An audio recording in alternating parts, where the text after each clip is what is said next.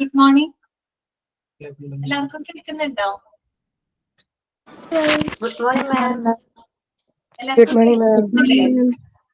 കേൾക്കുന്നുണ്ട്. Good morning, ma'am.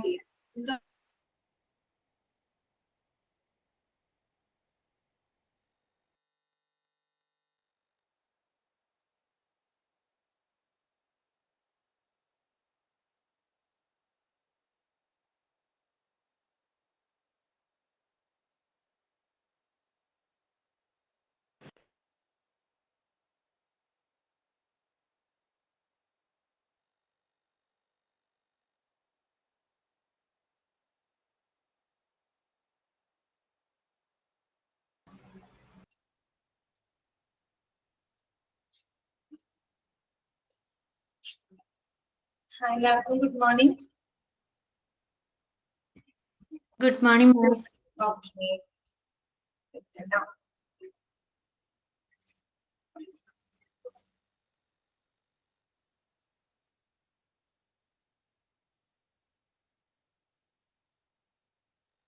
ഇപ്പൊ screen കാണുന്നില്ലേ എല്ലാവർക്കും? എല്ലാവർക്കും സ്ക്രീൻ കാണാലോ? Ma'am, voice broke out. കേൾക്കാവുന്നുണ്ടോ? കേൾക്കുന്നില്ലേ? സൗണ്ട് കേൾക്കുന്നില്ലേ? വേറെ ഇഷ്യൂസ് ഒന്നുമില്ലല്ലോ? ബ്രേക്ക് ആവുന്നുണ്ടോ സൗണ്ട്? ഇല്ല, കാണാം. സ്ക്രീനൊക്കെ കാണാൻ പറ്റുന്നുണ്ടല്ലോ അല്ലെ? ഉണ്ട്. ഓക്കെ ആണെന്ന് വിചാരിക്കുന്നു കേട്ടോ. അങ്ങനെയാണെങ്കിൽ നമുക്ക് ഇന്നത്തെ ക്ലാസ് സ്റ്റാർട്ട് ചെയ്യാം. ഓക്കെ. അപ്പൊ ഞാനൊരു കാര്യം പറയാം. ഇന്ന് 12:30 വരെ ക്ലാസ് ഇല്ല കേട്ടോ നിങ്ങൾക്ക്. 12 മണി വരെ ക്ലാസ് ഉള്ളൂ കേട്ടോ. 12 മണി വരെ ഇന്ന് ക്ലാസ് ഉള്ളൂ. 1.5 മണിക്കൂറിന്റെ ക്ലാസ് ആണ്. ഞാൻ തന്നെയായിരിക്കും കേട്ടോ ക്ലാസ് എടുക്കുന്നുണ്ടാവാം. ഓക്കെ. 12 മണി വരെ ഉണ്ടാവുള്ളൂ കേട്ടോ. 1.5 മണിക്കൂറാണ് നമ്മുടെ ഇന്നത്തെ ക്ലാസ്. അപ്പൊ നമുക്ക് സ്റ്റാർട്ട് ചെയ്യാം കേട്ടോ. ഇന്നത്തെ ക്ലാസ് നമുക്ക് സ്റ്റാർട്ട് ചെയ്യാം. കഴിഞ്ഞ ക്ലാസ്സില് നമ്മള് മെഡിക്കൽ റെക്കോർഡ്സിനെ പറ്റിയാണ് അല്ലെ? മെഡിക്കൽ റെക്കോർഡ്സ് ആണ് ഇന്ന് മാത്രം. അതെ ഷെഫിന, ഇന്ന് മാത്രമാണ് കേട്ടോ. ഇന്ന് മാത്രമാണ് ഇന്നത്തെ ക്ലാസ് മാത്രമാണ് 1.5 മണിക്കൂറുള്ളൂ കേട്ടോ. ഞാൻ തന്നെയായിരിക്കും ക്ലാസ്സിൽ കേട്ടോ. ഓക്കെ. അപ്പൊ നമുക്ക് കഴിഞ്ഞ ദിവസം നമ്മൾ മെഡിക്കൽ റെക്കോർഡ്സിനെ പറ്റി പുതിയൊരു പാഠം നമ്മൾ ചാപ്റ്റർ നമ്മൾ സ്റ്റാർട്ട് ചെയ്തു അല്ലെ?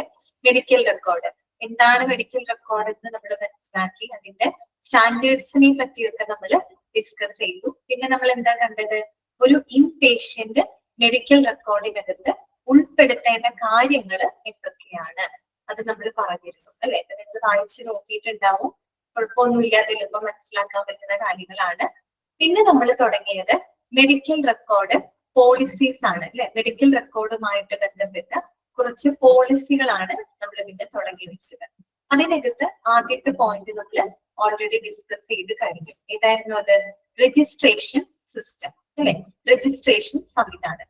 അപ്പൊ നമ്മൾ ഈ ഒരു ചാപ്റ്റർ പഠിക്കുമ്പോൾ ഇതിനകത്ത് എന്താണ്, ഇങ്ങനെ ഒരുപാട് വായിച്ച് ഒത്തിരിയധികം പോയിന്റ്സ് ഒന്നുമില്ല. കാര്യങ്ങൾ മനസ്സിലാക്കി വെക്കേണ്ട കാര്യങ്ങൾ, അതായത് ഈസി ആയിട്ട് നമുക്ക് എന്താ പറയാ പഠിക്കാൻ പറ്റുന്ന ഒരു ചാപ്റ്റർ ആണ് കേട്ടോ.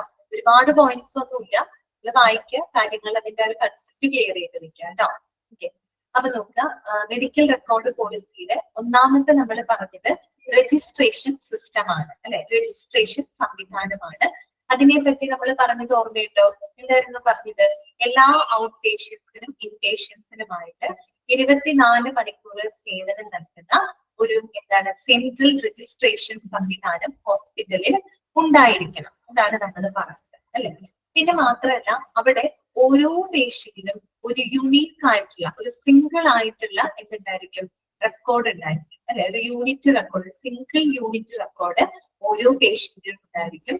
അതുപോലെ തന്നെ ഒരു പെർമനന്റ് നമ്പറും അവർക്ക് ഉണ്ടായിരിക്കണം. ഓക്കെ, ആ പറഞ്ഞാൽ കറക്റ്റ് ആണ് കേട്ടോ. 24 hours സർവീസ് ഉള്ളത് ഉണ്ടായിരിക്കും. അതാണ് നമ്മൾ പറഞ്ഞത് അല്ലെ? പിന്നെ മാത്രമല്ല, രജിസ്ട്രേഷൻ സമയത്ത് എന്തുണ്ടാവാണ്? ഓരോ രോഗിക്കും ഒരു സിംഗിൾ യൂണിറ്റ് റെക്കോർഡും അതുപോലെ ഒരു പെർമനന്റ് നമ്പറും ഉണ്ടായിരിക്കും അല്ലെ? മെഡിക്കൽ റെക്കോർഡ് നമ്പർ എന്നാണ് നമ്മൾ അതിനെ പറയാം. ഓക്കെ. മിക്കവാറും ഹോസ്പിറ്റലിലെ മെഡിക്കൽ റെക്കോർഡ് നമ്പറും രജിസ്ട്രേഷൻ നമ്പറും സെയിം ആയിരിക്കും കേട്ടോ. ഡോക്ടർ ആ രോഗിക്ക് കൊടുക്കുന്ന ഒരു രജിസ്ട്രേഷൻ ID ഉണ്ടാവുമല്ലോ, ആ നമ്പറും മെഡിക്കൽ റെക്കോർഡ് നമ്പറും സെയിം ആയിരിക്കും കേട്ടോ. മിക്കവാറും സ്ഥലത്തും ഇത് സെയിം തന്നെയായിരിക്കും കേട്ടോ. ഓക്കെ. അപ്പൊ ആ ഒരു പെർമനന്റ്, അതൊരു പെർമനന്റ് നമ്പർ ആണ്, ഒരിക്കലും പിന്നെ അത് ചേഞ്ച് ആവില്ല. ഓക്കെ. പിന്നെ എന്താ നമ്മൾ പറഞ്ഞത്, ഈ പറയുന്ന എമർജൻസി ആക്സിഡന്റ് കേസുകൾക്കായിട്ട് 24 മണിക്കൂറും സേവനം കൊടുക്കുന്ന ഒരു സെപ്പറേറ്റ് രജിസ്ട്രേഷൻ സംവിധാനം എവിടെ ഉണ്ടായിരിക്കണം? ഹോസ്പിറ്റലിൽ ഉണ്ടായിരിക്കണം. ഷെഫിന കറക്റ്റ് ആണ് കേട്ടോ. അത് ഇത്രയാണ് നമ്മൾ പറഞ്ഞത്. അപ്പൊ അതിൽ അത്രയും മനസ്സിലാക്കാനുള്ളൂ രജിസ്ട്രേഷൻ സിസ്റ്റത്തിനെ പറ്റിയിട്ട്. അടുത്തോട്ടാണ് നമുക്ക് പറയാനുള്ളത്. നെക്സ്റ്റ് വരുന്നതാണ് നമ്പറിംഗ് സിസ്റ്റം. ഇതാണ് നമ്പറിംഗ് സിസ്റ്റം. നമ്പറിംഗ് സിസ്റ്റത്തിനെ കുറിച്ച് എന്താണ് പറയുന്നത്? 6 digit numbers are normally used for out patients and in patients. അത് നമുക്കറിയാം, ഈ പറയുന്ന ഔട്ട് പേഷ്യൻസിനും ഇൻ പേഷ്യൻസിനുമായിട്ട് പൊതുവെ ഒരു 6 അക്ക നമ്പർ ആണ് അവർക്കായിട്ട് കൊടുക്കുന്നത്. നമ്മൾ പറഞ്ഞല്ലോ, രജിസ്ട്രേഷൻ സമയത്ത് ഒരു പെർമനന്റ് നമ്പർ അവർക്ക് കൊടുക്കും. അതിന് നമ്മൾ മെഡിക്കൽ റെക്കോർഡ് നമ്പർ എന്നാണ് പറയാം. അതാണ് പറയാം MRN, മെഡിക്കൽ റെക്കോർഡ് നമ്പർ ആണ്. ഈ ഒരു മെഡിക്കൽ റെക്കോർഡ് നമ്പർ എന്തായിരിക്കും? ഒരു 6 ഡിജിറ്റ് നമ്പർ ആയിരിക്കും. എത്ര നമ്പർ ആയിരിക്കും? ഏതൊക്കെ നമ്പർ ആയിരിക്കും? 6 ഡിജിറ്റ് നമ്പർ ആയിരിക്കും. ചോദിക്കാത്ത നിങ്ങളോട് 3 ഡിജിറ്റ് ആണോ, 4 ഡിജിറ്റ് ആണോ, അത് 2 ഡിജിറ്റ് ആണോ എന്നൊക്കെ ചോദിക്കാം. അപ്പൊ ഏത് നമ്പർ? 6 ഡിജിറ്റ് നമ്പർ ആയിരിക്കും അവർക്കായിട്ട് പ്രൊവൈഡ് ചെയ്യുന്നത് അല്ലെ. അതൊരു എന്തായിരിക്കും? പെർമനന്റ് നമ്പർ ആണ്. എന്താ Harold? Patient ID number same ആയിരിക്കും കേട്ടോ, ആയിരിക്കും. നമ്മൾ സാധാരണ മെഡിക്കൽ റെക്കോർഡ് നമ്പറും പേഷ്യന്റിന് കൊടുക്കുന്ന ID നമ്പറും ഉണ്ടല്ലോ, അത് മിക്ക ഹോസ്പിറ്റലും, മോസ്റ്റ് ഓഫ് ദ ഹോസ്പിറ്റൽസിലും അത് സെയിം ആയിരിക്കും. പക്ഷെ ചില ഹോസ്പിറ്റലിൽ രണ്ടും വ്യത്യാസമായിട്ട് വരാറുണ്ട്. അങ്ങനെ ഉണ്ടാവാറുണ്ടെന്ന് മനസ്സിലായി. മെഡിക്കൽ റെക്കോർഡ് നമ്പറും ID നമ്പറും വ്യത്യാസമായിട്ടും വരാറുണ്ട്. പക്ഷെ മിക്കവാറും എല്ലാ ഹോസ്പിറ്റലിലും മെഡിക്കൽ റെക്കോർഡ് നമ്പറും ID നമ്പറും സെയിം ആയിരിക്കും കേട്ടോ. സെയിം അല്ലാത്ത ഇതുണ്ട് കേട്ടോ, വരാറുണ്ട്. പക്ഷെ മിക്കവാറും ഹോസ്പിറ്റലിൽ സെയിം ആയിരിക്കും, നമ്പറുകൾ സെയിം ആയിരിക്കും കേട്ടോ. ഓക്കെ. അപ്പൊ നോക്കുക, 6 ഡിജിറ്റ് നമ്പേഴ്സ് ആയിരിക്കും അവർക്കായിട്ട് പ്രൊവൈഡ് ചെയ്യുന്നതാണ് കേട്ടോ. പിന്നെ എന്താണ് പറയുന്നത്? A new patient gets A new hospital number only at the first time of registration. ഇതൊക്കെ നമുക്ക് അറിയാവുന്ന കാര്യങ്ങളാണ്, നമുക്ക് ഹോസ്പിറ്റലിൽ പോയിട്ടുള്ള ആൾക്കാരാണ് അല്ലെ. അതായത് ഓരോ പുതിയ രോഗിക്കും ആശുപത്രിയിൽ ആദ്യത്തെ രജിസ്ട്രേഷൻ സമയത്ത് മാത്രമാണ് അവർക്കൊരു നമ്പർ ലഭിക്കുന്നത് അല്ലെ. ആദ്യമായിട്ട് രജിസ്റ്റർ ചെയ്യുമ്പോൾ അവർക്ക് എന്താണ്? ഓരോ പുതിയ രോഗിക്കും ഒരു രജിസ്ട്രേഷൻ ID അവര് നൽകാറ്. ആ രജിസ്ട്രേഷൻ സമയത്ത് മാത്രമാണ് ആ നമ്പർ കൊടുക്കുന്നത്. ആ നമ്പർ എപ്പോഴും എന്തായിരിക്കും? പെർമനന്റ് നമ്പർ ആയിരിക്കും. പിന്നീട് എപ്പോഴെങ്കിലും അത് മാറും? ഇല്ല. അപ്പൊ നമ്മൾ അവിടെ ചെന്ന് രജിസ്റ്റർ ചെയ്യുമ്പോൾ നമ്മുടെ എല്ലാ വിവരങ്ങളും നമ്മൾ ഫില്ല് ചെയ്ത് കൊടുക്കുന്നു. അവരത് സിസ്റ്റത്തിൽ എൻ്റർ ചെയ്തിട്ട് നമുക്കൊരു ID നമ്പർ അവർ തരും അല്ലെ. ആ നമ്പർ എപ്പോഴും എന്തായിരിക്കും? പെർമനന്റ് ആയിരിക്കും. പിന്നീട് നമ്മൾ എന്ത് ചെയ്താൽ മതി? ആ ID നമ്പർ പറഞ്ഞു കൊടുത്താൽ മതി. പിന്നീട് എപ്പോൾ നമ്മൾ കൺസൾട്ടിങ്ങിന് പോയാലും ആ ID നമ്പർ നമുക്ക് പറഞ്ഞു കൊടുത്താൽ മതി. അത് എപ്പോഴും സ്ഥിരമായിരിക്കും. അത് എപ്പോഴാണ് നമുക്ക് ലഭിക്കുന്നത്? രജിസ്ട്രേഷൻ സമയത്താണ് നമുക്കത് ലഭിക്കുന്നത്. ആ ഒരു കാര്യമാണ് അവിടെ പറഞ്ഞിരിക്കുന്നത് കേട്ടോ. A new patient gets A new hospital number only at the first time of registration. ഒരു പുതിയ രോഗിക്കും പുതിയ ആശുപത്രിയില് ആദ്യത്തെ രജിസ്ട്രേഷൻ സമയത്ത് മാത്രമാണ് ആ നമ്പർ അവർക്ക് ലഭിക്കുന്നത്. ആ നമ്പർ എപ്പോഴും എന്തായിരിക്കും? പെർമനന്റ് ആയിരിക്കും അല്ലെ. നമുക്ക് അറിയാവുന്ന കാര്യങ്ങൾ അത്രയേ ഉള്ളൂ നമ്പറിംഗ് സിസ്റ്റത്തിനെ പറ്റി. അപ്പൊ അതിനകത്ത് പഠിക്കേണ്ട കാര്യം എത്രയേ ഉള്ളൂ? ഒരു 6 ഡിജിറ്റ് നമ്പർ ആയിരിക്കും ഔട്ട് പേഷ്യൻസിനും ഇൻ പേഷ്യൻസിനുമായിട്ട് നൽകുന്നത്. ആ നമ്പറിനെ നമുക്ക് മെഡിക്കൽ റെക്കോർഡ് നമ്പർ എന്ന് പറയാം. MRN എന്നാണ് പറയുന്നത്. മെഡിക്കൽ റെക്കോർഡ് നമ്പർ ആണ്. അതുപോലെ ഓരോ പുതിയ രോഗിക്കും ഒരു പുതിയ ആശുപത്രിയിൽ അവർക്ക് ആ ഒരു നമ്പർ ലഭിക്കുന്നത് രജിസ്ട്രേഷന്റെ ആദ്യത്തെ രജിസ്ട്രേഷൻ സമയത്താണ് അവർക്ക് ആ ഒരു പുതിയ രജിസ്ട്രേഷൻ നമ്പർ പ്രൊവൈഡ് ചെയ്യുന്നത്. ഓക്കെ, ക്ലിയർ ആണല്ലോ? നമുക്ക് അറിയാവുന്ന കാര്യമാണ്. അടുത്തതാണ് പേഷ്യന്റ് മാസ്റ്റർ ഇൻഡെക്സ് കേട്ടോ. പേഷ്യന്റ് മാസ്റ്റർ ഇൻഡെക്സ് PMI എന്ന് വേണമെങ്കിൽ നമുക്ക് ചുരുക്കി പറയാം കേട്ടോ. പേഷ്യന്റ് മാസ്റ്റർ ഇൻഡെക്സ് അഥവാ PMI എന്ന് നമുക്ക് ചുരുക്കി പറയാം. എന്താണ് പേഷ്യന്റ് മാസ്റ്റർ ഇൻഡെക്സ് എന്ന് പറഞ്ഞാല്? The patient master index is designed with the important identification information for each new patient registered in the central registration area and filed in alphabetical order in the manual system and electronically through computer. എന്താണ് പറയുന്നത്? Patient master ഇൻഡെക്സിനെ പറ്റിയാണ് പറയുന്നത്. എങ്ങനെയാണ് ഒരു patient master index നമ്മൾ create ചെയ്യുന്നത്? PMI എങ്ങനെയാണ് നമ്മൾ ക്രിയേറ്റ് ചെയ്യുന്നത്? ആ രജിസ്ട്രേഷൻ ഏരിയയിൽ രജിസ്റ്റർ ചെയ്ത ഓരോ പുതിയ രോഗികളെയും അവരുടെ ഏറ്റവും ബേസിക് ആയിട്ടുള്ള ഏറ്റവും പ്രധാനപ്പെട്ട അവരുടെ ഐഡന്റിഫിക്കേഷൻ ഇൻഫർമേഷൻസ് ഉപയോഗിച്ചുകൊണ്ടാണ് എന്ത് തയ്യാറാക്കുന്നത്? പേഷ്യന്റ് മാസ്റ്റർ ഇൻഡെക്സ് തയ്യാറാക്കുന്നത്. മനസ്സിലായോ? രജിസ്ട്രേഷൻ നമ്മൾ നടത്തുന്നു. രജിസ്ട്രേഷൻ നടത്തുന്ന ഓരോ രോഗിയുടെയും അവരുടെ പ്രധാനപ്പെട്ട ഐഡന്റിഫിക്കേഷൻ ഇൻഫർമേഷൻ എന്ന് പറഞ്ഞാൽ അവരുടെ പേര്, അവരുടെ ജെൻഡർ ഐഡന്റിറ്റി, അവരുടെ അഡ്രസ്, അങ്ങനെയുള്ള കാര്യങ്ങൾ ഉണ്ടാവില്ല. അവരുടെ എന്താ പറയാ കമ്മ്യൂണിറ്റി, റിലീജിയൻ, അങ്ങനെ കുറെ ഡെമോഗ്രഫിക് ഇൻഫർമേഷൻസ് നമ്മൾ ആ സമയത്ത് കളക്ട് ചെയ്യും. അവരുടെ പേര്, ഇങ്ങനെയുള്ള കാര്യങ്ങളാണ് കേട്ടോ. പേര്, വയസ്സ്, അഡ്രസ്, ജെൻഡർ ഐഡന്റിറ്റി, ലൊക്കേഷൻ, ഇങ്ങനെയുള്ള കാര്യങ്ങളുണ്ടല്ലോ. അപ്പൊ ഏറ്റവും പ്രധാനപ്പെട്ട അത്തരം ഐഡന്റിഫിക്കേഷൻ വിവരങ്ങൾ ഉൾപ്പെടുത്തിക്കൊണ്ടാണ് എന്ത് തയ്യാറാക്കുന്നത്? പേഷ്യന്റ് ആണ്. അതെ, സോഷ്യൽ ഡാറ്റ, അതെ, ഡെമോഗ്രഫിക് ഡാറ്റ എന്നാണ് നമ്മൾ തന്നെ പറയാം കേട്ടോ. ഹരോൺ പറഞ്ഞ പോലെ അത് തന്നെയാണ്, സോഷ്യൽ ഡാറ്റയാണ് കേട്ടോ. നമ്മുടെ പേര്, നമ്മുടെ വയസ്സ്, നമ്മുടെ ജെൻഡർ ഐഡന്റിറ്റി, നമ്മുടെ റിലീജിയൻ, പിന്നെ ഇൻഷുറൻസ് സംബന്ധമായിട്ടുള്ള വിവരങ്ങളൊക്കെ നമ്മൾ അതിൽ ഫീഡ് ചെയ്തു പോയി അല്ലെ. അപ്പൊ അത്തരം ഏറ്റവും പ്രധാനപ്പെട്ട ഐഡന്റിഫിക്കേഷൻ വിവരങ്ങൾ ഉൾപ്പെടുത്തിക്കൊണ്ടാണ് എന്ത് തയ്യാറാക്കുന്നത്? പേഷ്യന്റ് മാസ്റ്റർ ഇൻഡെക്സ് തയ്യാറാക്കുന്നത്. ഓക്കെ. പിന്നെ മാത്രമല്ല, and it filed in alphabetical order in the manual system and electronically through computer. അപ്പൊ നമുക്ക് രണ്ട് രീതിയിൽ അത് ഫയൽ ചെയ്ത് വെക്കാം. ഒന്നില്ലെങ്കിൽ നമുക്ക് മാനുവൽ സിസ്റ്റത്തിൽ നമുക്ക് ഫയൽ ചെയ്ത് വെക്കാം. മാനുവൽ സിസ്റ്റം ആകുമ്പോൾ ഇവിടെ എന്താണ്? എല്ലാ ഡാറ്റകളും എൻറ്റർ ചെയ്യുന്നത് മാനുവലി ആയിരിക്കും അല്ലെ. അവിടെ എല്ലാ ഡാറ്റകളും എൻറ്റർ ചെയ്യുന്നത് മാനുവൽ ആയിട്ട്, അതെ, ടൈപ്പിംഗ്, അതായത് മാനുവലി ആയിരിക്കും അവിടെ ചെയ്യുന്നുണ്ടാവാം. പിന്നെ നമുക്ക് എങ്ങനെ ഫയൽ ചെയ്ത് വെക്കാം? ഈ പറയുന്ന അതെ റിട്ടേൺ ആയിട്ട് എഴുതി വെക്കാം. അത് തന്നെയാണ് ഉദ്ദേശിക്കുന്നത്. പിന്നെ എന്താണ് രണ്ടാമത് നമുക്ക് എങ്ങനെ ഫയൽ ചെയ്ത് വെക്കാം? ഇലക്ട്രോണിക്കലി ഫയൽ ചെയ്ത് വെക്കാം അല്ലെ. നമുക്ക് സിസ്റ്റത്തിലും ഫയൽ ചെയ്ത് വെക്കാം. അപ്പൊ നമ്മൾ മാനുവൽ സിസ്റ്റത്തിലാണ് നമ്മൾ ഇതുപോലെ റിട്ടേൺ അല്ലെ എഴുതി വെക്കുന്ന രേഖകളായിട്ട് നമ്മൾ ഫയൽ ചെയ്ത് വെക്കുന്നത്. എങ്ങനെ ഫയൽ ചെയ്ത് വെക്കണം? ആൽഫബറ്റിക്കൽ ഓർഡറിൽ വേണം ഫയൽ ചെയ്ത് വെക്കാനായിട്ട്. എന്നാലാണ് നമുക്ക് അത് എപ്പോഴെങ്കിലും റിട്ടേൺ ചെയ്യേണ്ട ഒരു സാഹചര്യം വരുമ്പോൾ എളുപ്പത്തിൽ കിട്ടാൻ വേണ്ടിയിട്ടാണ് നമ്മൾ എന്ത് ചെയ്യേണ്ടത്? ആൽഫബറ്റിക്കൽ ഓർഡറിൽ അത് ഫയൽ ചെയ്ത് വെക്കുന്നത് മാനുവൽ സിസ്റ്റത്തിൽ. ഇനി നമുക്കത് ഇലക്ട്രോണിക്കലി ത്രൂ കമ്പ്യൂട്ടറൈസ്ഡ് ആയിട്ട് ഇലക്ട്രോണിക്കലി നമുക്കത് എന്ത് ചെയ്ത് വെക്കാം? ഫയൽ ചെയ്ത് വെക്കാം അല്ലെ. ഓരോ വിവിധ ഫോൾഡറുകളൊക്കെ ആക്കിയിട്ട് നമുക്ക് പെട്ടെന്ന് റിട്ടേൺ ചെയ്യാൻ എളുപ്പത്തിൽ എങ്ങനെയാണെന്ന് വെച്ചാൽ ഒരു ഫോൾഡർ ആയിട്ട് നമുക്ക് ക്രിയേറ്റ് ചെയ്ത് ആ രീതിയിൽ നമുക്ക് ഫയൽ ചെയ്ത് വെക്കാം. ഓക്കെ. അപ്പൊ അത്രയേ ഉള്ളൂ അതിനകത്ത് പറയുന്നത്. പേഷ്യന്റ് മാസ്റ്റർ ഇൻഡെക്സ് എന്ന് പറഞ്ഞു കഴിഞ്ഞാൽ PMI എന്ന് നമുക്ക് വേണമെങ്കിൽ ചുരുക്കി പറയാം കേട്ടോ. പേഷ്യന്റ് മാസ്റ്റർ ഇൻഡെക്സ് എങ്ങനെയാണ് തയ്യാറാക്കുന്നത്?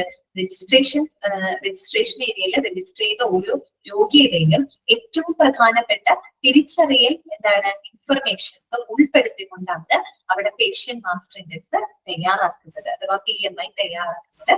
അത് നമുക്ക് ഒന്നുകിൽ മാനുവൽ സിസ്റ്റത്തിൽ ആൽഫബറ്റിക്കൽ ഓർഡറിൽ ഫയൽ ചെയ്ത് വെക്കാം, അല്ലെങ്കിൽ നമുക്ക് ഇലക്ട്രോണിക്കലി കമ്പ്യൂട്ടർ വഴിയിൽ, അതായത് കമ്പ്യൂട്ടറൈസ്ഡ് ആയിട്ട് നമുക്കത് ഫയൽ ചെയ്ത് വെക്കാവുന്നതാണ്. ഓക്കെ. അത്രയും മനസ്സിലായല്ലോ. അപ്പൊ നമ്പറിംഗ് സിസ്റ്റം എന്താണ് ക്ലിയർ ആയി. നമുക്ക് പേഷ്യന്റ് മാസ്റ്റർ ഇൻഡെക്സ് എന്താണെന്നുള്ളതും ക്ലിയർ ആയി. രജിസ്ട്രേഷൻ സിസ്റ്റം എന്താണെന്നുള്ളതും മനസ്സിലായി. ഓക്കെ. ഇത്രയും ക്ലിയർ ആണല്ലോ നിങ്ങൾക്ക്? വേറെ സംശയങ്ങളൊന്നും ഇല്ലല്ലോ? ഓക്കെ ഇല്ലേ നിങ്ങൾക്ക്? ഓക്കെ ആണല്ലോ? ഓക്കെ ആണല്ലോ. നമുക്ക് അടുത്തത് പോകാം കേട്ടോ. അടുത്തത് എന്താണ്? പേഷ്യന്റ് ID ആൻഡ് ഇതൊക്കെ നിങ്ങൾക്ക് അറിയാവുന്ന കാര്യങ്ങളാണ്. ഞാൻ ഇത്രയും എക്സ്പ്ലനേഷൻ ചെയ്യാണ്ട് തന്നെ നിങ്ങൾക്ക് തന്നെ അറിയാവുന്ന കാര്യങ്ങളാണ്. Patient ID and appointment card, അതിനെ പറ്റി എന്താണ് പറയാനുള്ളത്? Each new patient registered for out patient or inpatient service should be given an identification card അല്ലെ. നമുക്ക് അറിയാവുന്നതാണ്. ഓരോ പുതിയ രോഗിക്കും രജിസ്റ്റർ ചെയ്ത ഓരോ പുതിയ രോഗിക്കും അവരുടെ ഔട്ട് പേഷ്യന്റ് ഇൻപേഷ്യന്റ് സേവനങ്ങൾക്കായിട്ട് അവർക്ക് എന്ത് കൊടുക്കുന്നു? ഒരു തിരിച്ചറിയൽ കാർഡ് അവർക്ക് നൽകിയിരിക്കണം അല്ലെ. ഒരു ID കാർഡ് നമുക്ക് തരും, അല്ലെങ്കിൽ ഒരു ഹോസ്പിറ്റൽ കാർഡ് ഉണ്ടാവും. ആ കാർഡിന് നമ്മുടെ ID നമ്പറും നമ്മുടെ പേരും അഡ്രസ്സും എല്ലാം ഉണ്ടായിരിക്കും. പിന്നീട് നമ്മൾ എപ്പോഴും ഹോസ്പിറ്റലിൽ പോകുമ്പോൾ ആ ഒരു കാർഡ് കൊണ്ട് നമ്മൾ പോയാൽ മതി അല്ലെ. അതാണ് പറയുന്നത്, രജിസ്റ്റർ ചെയ്ത ഓരോ പുതിയ രോഗികൾക്കും അവരുടെ ഔട്ട് പേഷ്യന്റ് ഇൻപേഷ്യന്റ് സേവനങ്ങൾക്കായിട്ട് എന്ത് നൽകണം? തിരിച്ചറിയൽ കാർഡ് നൽകണം. ഓക്കെ. അടുത്തത് എന്താണ്? Appointment system. അപ്പോയിന്റ്മെന്റ് സിസ്റ്റത്തിന് എന്താണ് പറയുന്നത്? In all referral or specialty hospitals, the appointment system should be practiced. അതായത് എല്ലാ റെഫറൽ സ്പെഷ്യാലിറ്റി ഹോസ്പിറ്റലുകളിലും അപ്പോയിന്റ്മെന്റ് സംവിധാനം ഉപയോഗിക്കണം എന്നാണ് പറയുന്നത്. അപ്പോയിന്റ്മെന്റ് സംവിധാനം അവിടെ പ്രാക്ടീസ് ചെയ്യണം. എന്താണ് റെഫറൽ ഹോസ്പിറ്റൽ എന്ന് പറഞ്ഞാല്? റെഫറൽ ഹോസ്പിറ്റൽ എന്ന് പറഞ്ഞാൽ എന്താണ് ശരിക്കും? അതായത് ഒരു ടെർഷ്യറി കെയർ ഹോസ്പിറ്റൽ ആണ് കേട്ടോ. ടെർഷ്യറി കെയർ ഹോസ്പിറ്റൽ ആണ്. നമ്മൾ ക്ലാസിഫിക്കേഷൻ പഠിച്ചപ്പോ primary care, secondary care, tertiary care എന്നൊക്കെ നമ്മൾ പഠിച്ചില്ലേ? അതുപോലെ ഒരു ടെർഷ്യറി കെയർ ഹോസ്പിറ്റൽ ആയിട്ടാണ് റെഫറൽ ഹോസ്പിറ്റലിനെ നമ്മൾ കണക്കാക്കുന്നത്. വെച്ചാൽ highly advanced level of care കൊടുക്കുന്ന ഹോസ്പിറ്റലുകളാണ്. പ്രത്യേകിച്ച് മറ്റ് ഹെൽത്ത് കെയർ പ്രൊവൈഡേഴ്സ് അല്ലെങ്കിൽ മറ്റുള്ള ക്ലിനിക്കിൽ നിന്നും എന്താണ് പേഷ്യൻസിനെ റെഫർ ചെയ്ത് വിടുന്ന ഹോസ്പിറ്റലാണ് അല്ലെ. എന്ന് വെച്ചാൽ എന്തിനേക്ക് റെഫർ ചെയ്ത് വിടുന്നത്? കുറെ കൂടെ അഡ്വാൻസ്ഡ് പരിചരണങ്ങൾക്കായിട്ടാണ് നമ്മൾ നല്ലൊരു ഹോസ്പിറ്റലിലേക്ക് അവരെ റെഫർ ചെയ്ത് വിടുന്നത്. അപ്പൊ ടെർഷ്യറി കെയർ റെഫറൽ ഹോസ്പിറ്റൽ എന്ന് പറയുന്നത് എന്തായിരിക്കും? ടെർഷ്യറി കെയർ ഹോസ്പിറ്റൽ ആയിരിക്കും അല്ലെ. അത്യാവശ്യം അഡ്വാൻസ്ഡ് ലെവൽ ഓഫ് പരിചരണങ്ങൾ രോഗികൾക്ക് പ്രൊവൈഡ് ചെയ്യുന്ന ഹോസ്പിറ്റലുകളായിരിക്കും. അപ്പൊ അത്തരം റെഫറൽ ഹോസ്പിറ്റലുകളും അതുപോലെ തന്നെ സ്പെഷ്യാലിറ്റി ഹോസ്പിറ്റലുകളിലും എന്ത് സംവിധാനം നമ്മൾ നടത്തണം?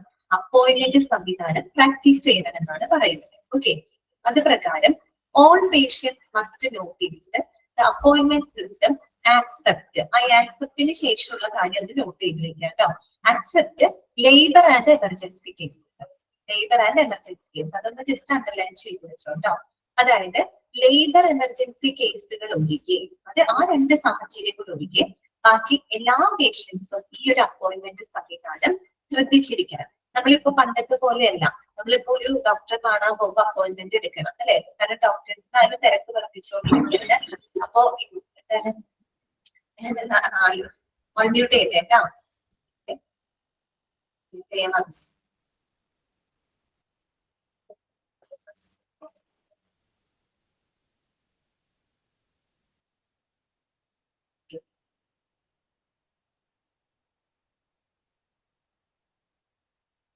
അതെന്താണ്?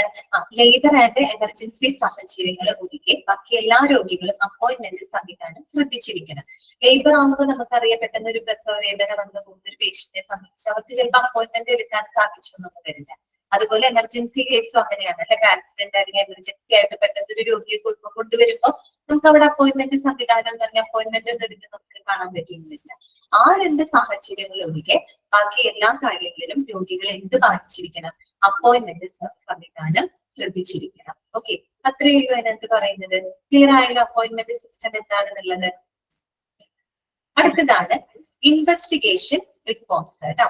ഇൻവെസ്റ്റിഗേഷൻ റിപ്പോർട്ട്സ് അഥവാ ഡയഗ്നോസ്റ്റിക് റിപ്പോർട്ടുകളാണ് അവിടെ ഉദ്ദേശിക്കുന്നത്. ഇൻവെസ്റ്റിഗേഷൻ റിപ്പോർട്ടിൽ നമ്മൾ എന്താണ് മനസ്സിലാക്കേണ്ടത്? ഒരു കാര്യം പറയാം, അതിനുശേഷം നമുക്കത് വായിക്കാം. അതായത് ഈ പറയുന്ന ഔട്ട് പേഷ്യൻസിന്റെ കേസിലായാലും ഇൻ പേഷ്യൻസിന്റെ കേസിലായാലും ഇൻവെസ്റ്റിഗേഷൻ റിപ്പോർട്ടുകൾ സ്വീകരിക്കുന്നത് രണ്ട് വ്യത്യസ്ത രീതികളിലാണ് കേട്ടോ. അതൊന്ന് മനസ്സിലാക്കി വെക്കാം. ഇൻ പേഷ്യൻസിന്റെ കേസിൽ അഡ്മിറ്റ് ആയിട്ട് കിടക്കുന്ന പേഷ്യൻസ് ഉണ്ടായിരിക്കും. അതുകൂടാതെ ഔട്ട് പേഷ്യൻസ് ഉണ്ടല്ലോ, അവരുടെ രണ്ടുപേരുടെ ഇൻവെസ്റ്റിഗേഷൻ റിപ്പോർട്ടുകൾ ആക്സെപ്റ്റ് ചെയ്യുന്നതും ഫയൽ ചെയ്യുന്നതും രണ്ട് തരത്തിലാണ് കേട്ടോ, രണ്ട് രീതിയിലാണ്. അപ്പൊ അതിന്റെ ചോദ്യം നിങ്ങളോട് വരാം, അതിന് ഒരു ക്വസ്റ്റ്യൻ നിങ്ങൾക്ക് എക്സ്പെക്ട് ചെയ്യാം കേട്ടോ. അങ്ങനെയാണെങ്കിൽ നമുക്കിത് വായിക്കാം, ശ്രദ്ധിക്കാം കേട്ടോ. Diagnostic reports of out patients, നമ്മൾ ആദ്യം പറയുന്നത് ഔട്ട് പേഷ്യൻസിന്റെ കാര്യമാണ് കേട്ടോ. Diagnostic reports of out patients should be accepted and scaled by the medical record department. ഒന്ന് അണ്ടർലൈൻ ചെയ്ത് വെച്ചോളൂ, മെഡിക്കൽ റെക്കോർഡ് ഡിപ്പാർട്ട്മെന്റ്. ഔട്ട് പേഷ്യന്റിന്റെ അടിയിൽ ഒന്ന് അണ്ടർലൈൻ ചെയ്ത് വെക്കാം. ആരാണ് ആക്സെപ്റ്റ് ചെയ്യുന്നത്? Medical record department in the specific patient records. എന്താണ് പറയുന്നത്? ഈ പറയുന്ന ഔട്ട് പേഷ്യൻസിന്റെ ഡയഗ്നോസ്റ്റിക് റിപ്പോർട്ടുകളെല്ലാം തന്നെ ആക്സെപ്റ്റ് ചെയ്യുന്നതും ഫയൽ ചെയ്യുന്നതും ആരാണ്? മെഡിക്കൽ റെക്കോർഡ് ഡിപ്പാർട്ട്മെന്റ് ആണ്, അതായത് MRD ഡിപ്പാർട്ട്മെന്റ്. എങ്ങനെയാണ് അവരത് ഫയൽ ചെയ്ത് വെക്കുന്നത്? സ്പെസിഫിക് പേഷ്യന്റ് റെക്കോർഡ് എന്ന രീതിയിലാണ് അവരത് ഫയൽ ചെയ്ത് വെക്കുന്നത്. മനസ്സിലായോ?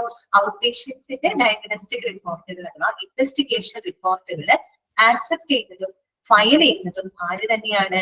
മെഡിക്കൽ റെക്കോർഡ് ഡിപ്പാർട്ട്മെന്റ് ആണ്. അത് എന്ത് രൂപത്തിലാണ് അവർ ഫയൽ ചെയ്ത് വെക്കുന്നത്?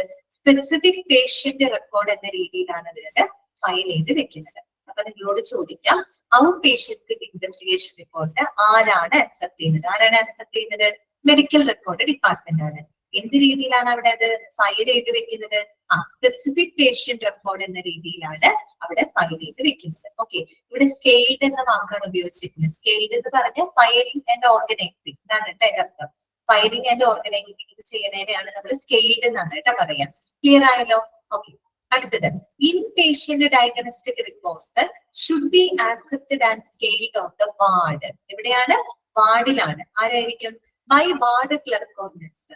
ഒന്നില്ലെങ്കിൽ ആ വാർഡിന്റെ ക്ലർക്കോ അല്ലെങ്കിൽ വാർഡിന്റെ ഇൻചാർജ് ഉള്ള നഴ്സോ ആയിരിക്കും ഇൻ പേഷ്യൻസിന്റെ ഡയഗ്നോസ്റ്റിക് റിപ്പോർട്ടുകൾ ആക്സെപ്റ്റ് ചെയ്തതും ഫയൽ ചെയ്ത് വെക്കും. മനസ്സിലായി? അപ്പൊ രണ്ട് തരത്തിലാണെന്നുള്ളത് മനസ്സിലാക്കി വെക്കുക. അപ്പൊ ഔട്ട് പേഷ്യൻസിന്റെ ഇൻവെസ്റ്റിഗേഷൻ റിപ്പോർട്ട് ആക്സെപ്റ്റ് ചെയ്യുന്നതും ഫയൽ ചെയ്തതും മെഡിക്കൽ റെക്കോർഡ് ഡിപ്പാർട്ട്മെന്റ് ആണ്. സ്പെസിഫിക് പേഷ്യന്റ് റെക്കോർഡ് എന്ന രീതിയിലാണ് അത് ഫയൽ ചെയ്ത് വെക്കുന്നത്.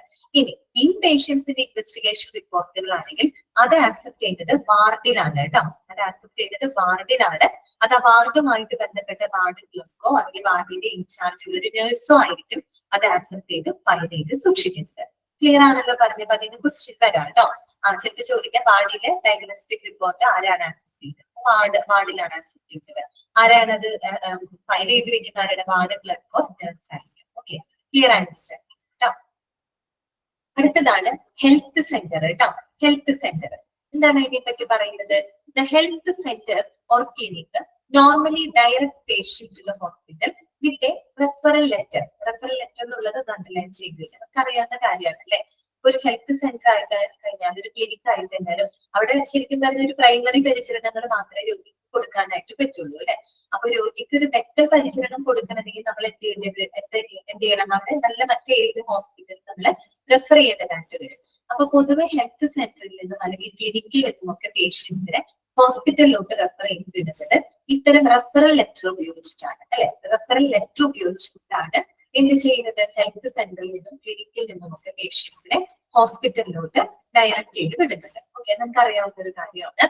ഇനി the hospital and health centre must develop a clear referral and appointment system for both new and established patients.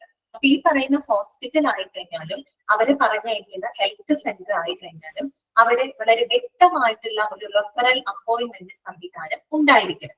അത് ഈ പറയുന്ന പുതിയ പേഷ്യൻസിന് മാത്രമല്ല, ഓൾറെഡി അവിടെ എക്സിസ്റ്റ് ചെയ്യുന്ന പേഷ്യൻസിനും പുതിയ പേഷ്യൻസിനും ഒരുപോലെ ഒരു വ്യക്തമായിട്ടുള്ള റെഫറൽ അപ്പോയിന്റ്മെന്റ് സംവിധാനം എവിടെ ഉണ്ടായിരിക്കണം? ഹെൽത്ത് സെന്ററിലും ഉണ്ടായിരിക്കണം, അതുപോലെ തന്നെ ഹോസ്പിറ്റലിലും ഉണ്ടായിരിക്കണം. നേരത്തെ നമ്മൾ അപ്പോയിന്റ്മെന്റ് സിസ്റ്റം ഓൾറെഡി പറഞ്ഞതാണ്. അതുപോലെ റെഫറൽ സംവിധാനവും ഉണ്ടായിരിക്കണം എന്നാണ് പറയുന്നത്. അത്രയേ ഉള്ളൂ ഹെൽത്ത് സെന്ററിൽ ഇവിടെ പറയുന്നത്. അപ്പൊ എന്താണ്? ഒരു ഹെൽത്ത് സെന്റർ അല്ലെങ്കിൽ ക്ലിനിക്കിൽ നിന്നും ഈ പറയുന്ന പേഷ്യൻസിനെ ഹോസ്പിറ്റലിലേക്ക് റെഫറൽ ലെറ്റർ ഉപയോഗിച്ചിട്ടാണ് അവരെ ഇങ്ങോട്ട് പറഞ്ഞു വിടുന്നത്, ഹോസ്പിറ്റലിലോട്ട് പറഞ്ഞു വിടുന്നത്. ഇനി അത്തരം ഹോസ്പിറ്റലിലായി കഴിഞ്ഞാലും ഹെൽത്ത് സെന്റർ അല്ലെങ്കിൽ ക്ലിനിക്കിലായി കഴിഞ്ഞാലും ഒരു കൃത്യമായിട്ടുള്ള റെഫറൽ അപ്പോയിന്റ്മെന്റ് സംവിധാനം അവിടെ ഉണ്ടായിരിക്കണം. അത് ഈ പറയുന്ന പുതിയ പേഷ്യൻസിന് മാത്രമല്ല, ഓൾറെഡി അവിടെ എക്സിസ്റ്റ് ചെയ്യുന്ന പേഷ്യൻസിനും വ്യക്തമായിട്ടുള്ള ഒരു റെഫറൽ അപ്പോയിന്റ്മെന്റ് സംവിധാനം അവിടെ ഉണ്ടായിരിക്കണം. ഓക്കെ, ക്ലിയർ ആണല്ലോ പറഞ്ഞത്. ഇനി അടുത്തതാണ് റെഫറൽ ഓഫ് എ പേഷ്യന്റ് കേട്ടോ. റെഫറൽ ഓഫ് എ പേഷ്യന്റ് നമ്മൾ പറഞ്ഞത് റെഫറൽ സിസ്റ്റത്തിനെ പറ്റിയാണ്. അതിനെ പറ്റി തന്നെയാണ് അടുത്ത പോയിന്റ് അവർ പറയുന്നത് കേട്ടോ. റെഫറൽ ഓഫ് എ പേഷ്യന്റ് നമ്മുടെ കുറച്ച് കാര്യങ്ങൾ ശ്രദ്ധിക്കാനുണ്ട്. നമുക്കൊന്ന് വായിക്കാം. 3 copies should be received by the hospital. The first 2 copies should be presented to the hospital by the patient, while the third copy should be retained by the referring health center or clinic. അപ്പൊ നമ്മൾ പറഞ്ഞല്ലോ ഒരു കൃത്യമായിട്ടുള്ള referral സംവിധാനം ഉണ്ടായിരിക്കണം. Referral letter ഉപയോഗിച്ചുകൊണ്ടാണ് രോഗികളെ ഹോസ്പിറ്റലിലോട്ട് പറഞ്ഞയക്കുന്നത്. ഇത് നമ്മൾ മുൻപ് പറഞ്ഞിരുന്നു. അപ്പൊ ഇവിടെ 3 കോപ്പികൾ, അതായത് ഈ പറയുന്ന റെഫറൽ ലെറ്ററിന്റെ 3 കോപ്പികളാണ് നമ്മൾ ക്രിയേറ്റ് ചെയ്യുന്നത്. എത്ര കോപ്പിയാണ്? 3 copies കേട്ടോ. 3 കോപ്പിയാണ് നമ്മൾ ചെയ്തത്, ക്രിയേറ്റ് ചെയ്യുന്നത്. അതിനകത്ത് 2 കോപ്പി, ആദ്യത്തെ 2 കോപ്പികള് പേഷ്യന്റ് തന്നെ ഇവിടെ ഹാജരാക്കണം, ഹോസ്പിറ്റലിൽ ഹാജരാക്കണം. അതായത് അവർ ഹെൽത്ത് സെന്ററിൽ നിന്ന് ഹോസ്പിറ്റലിലോട്ട് അവർ പോവാണ്. ഈ ഹോസ്പിറ്റലിൽ പോകുന്ന സമയത്ത് ഈ റെഫറൽ ലെറ്ററിന്റെ 3 കോപ്പികളാണ് അവിടെ ക്രിയേറ്റ് ചെയ്യപ്പെടുന്നത്. അതിൽ ആദ്യത്തെ 2 കോപ്പികൾ ഉണ്ടല്ലോ, അതെന്ത് ചെയ്യണം? പേഷ്യന്റ് അവർ പോകുന്ന ഹോസ്പിറ്റലില് പേഷ്യന്റ് തന്നെ ഹാജരാക്കണം. ഓക്കെ, അതാണ് അവിടെ പറഞ്ഞത്. First 2 copies should be presented to the hospital by the patient. Okay, patient തന്നെ അതിൽ 2 കോപ്പികൾ എവിടെ ഹാജരാക്കണം? ഹോസ്പിറ്റലിൽ ഹാജരാക്കണം. While the third copy should be retained by the referring health center or clinic. 3ാമത്തെ കോപ്പി എവിടെയാണ് സൂക്ഷിക്കേണ്ടത്? അത് ഇവര് പറഞ്ഞയക്കുന്ന ഹെൽത്ത് സെന്റർ എവിടെ നിന്നാണ് അവർ പറഞ്ഞയച്ചത്? ഹെൽത്ത് സെന്റർ അല്ലെങ്കിൽ ക്ലിനിക്കിലാണ് 3ാമത്തെ കോപ്പി എന്ത് ചെയ്യുന്നത്? കീപ്പ് ചെയ്യുന്നത്. മനസ്സിലായല്ലോ? അപ്പൊ റെഫറൽ സിസ്റ്റത്തിന്, റെഫറൽ ലെറ്റേഴ്സിന് 3 കോപ്പികളാണ് ക്രിയേറ്റ് ചെയ്യുന്നത്. അതിന് ആദ്യത്തെ 2 കോപ്പികൾ പേഷ്യന്റ് എവിടെ ഹാജരാക്കണം? ഹോസ്പിറ്റലിൽ ഹാജരാക്കണം. 3ാമത്തെ കോപ്പി എവിടെയാണ് റിട്ടേൺ ചെയ്യേണ്ടത്? അത് ഹെൽത്ത് സെന്റർ അല്ലെങ്കിൽ ക്ലിനിക്കിലാണ് കീപ്പ് ചെയ്യേണ്ടത്. ക്ലിയർ ആണല്ലോ പറഞ്ഞത്. അടുത്ത പോയിന്റ് എന്താണ്?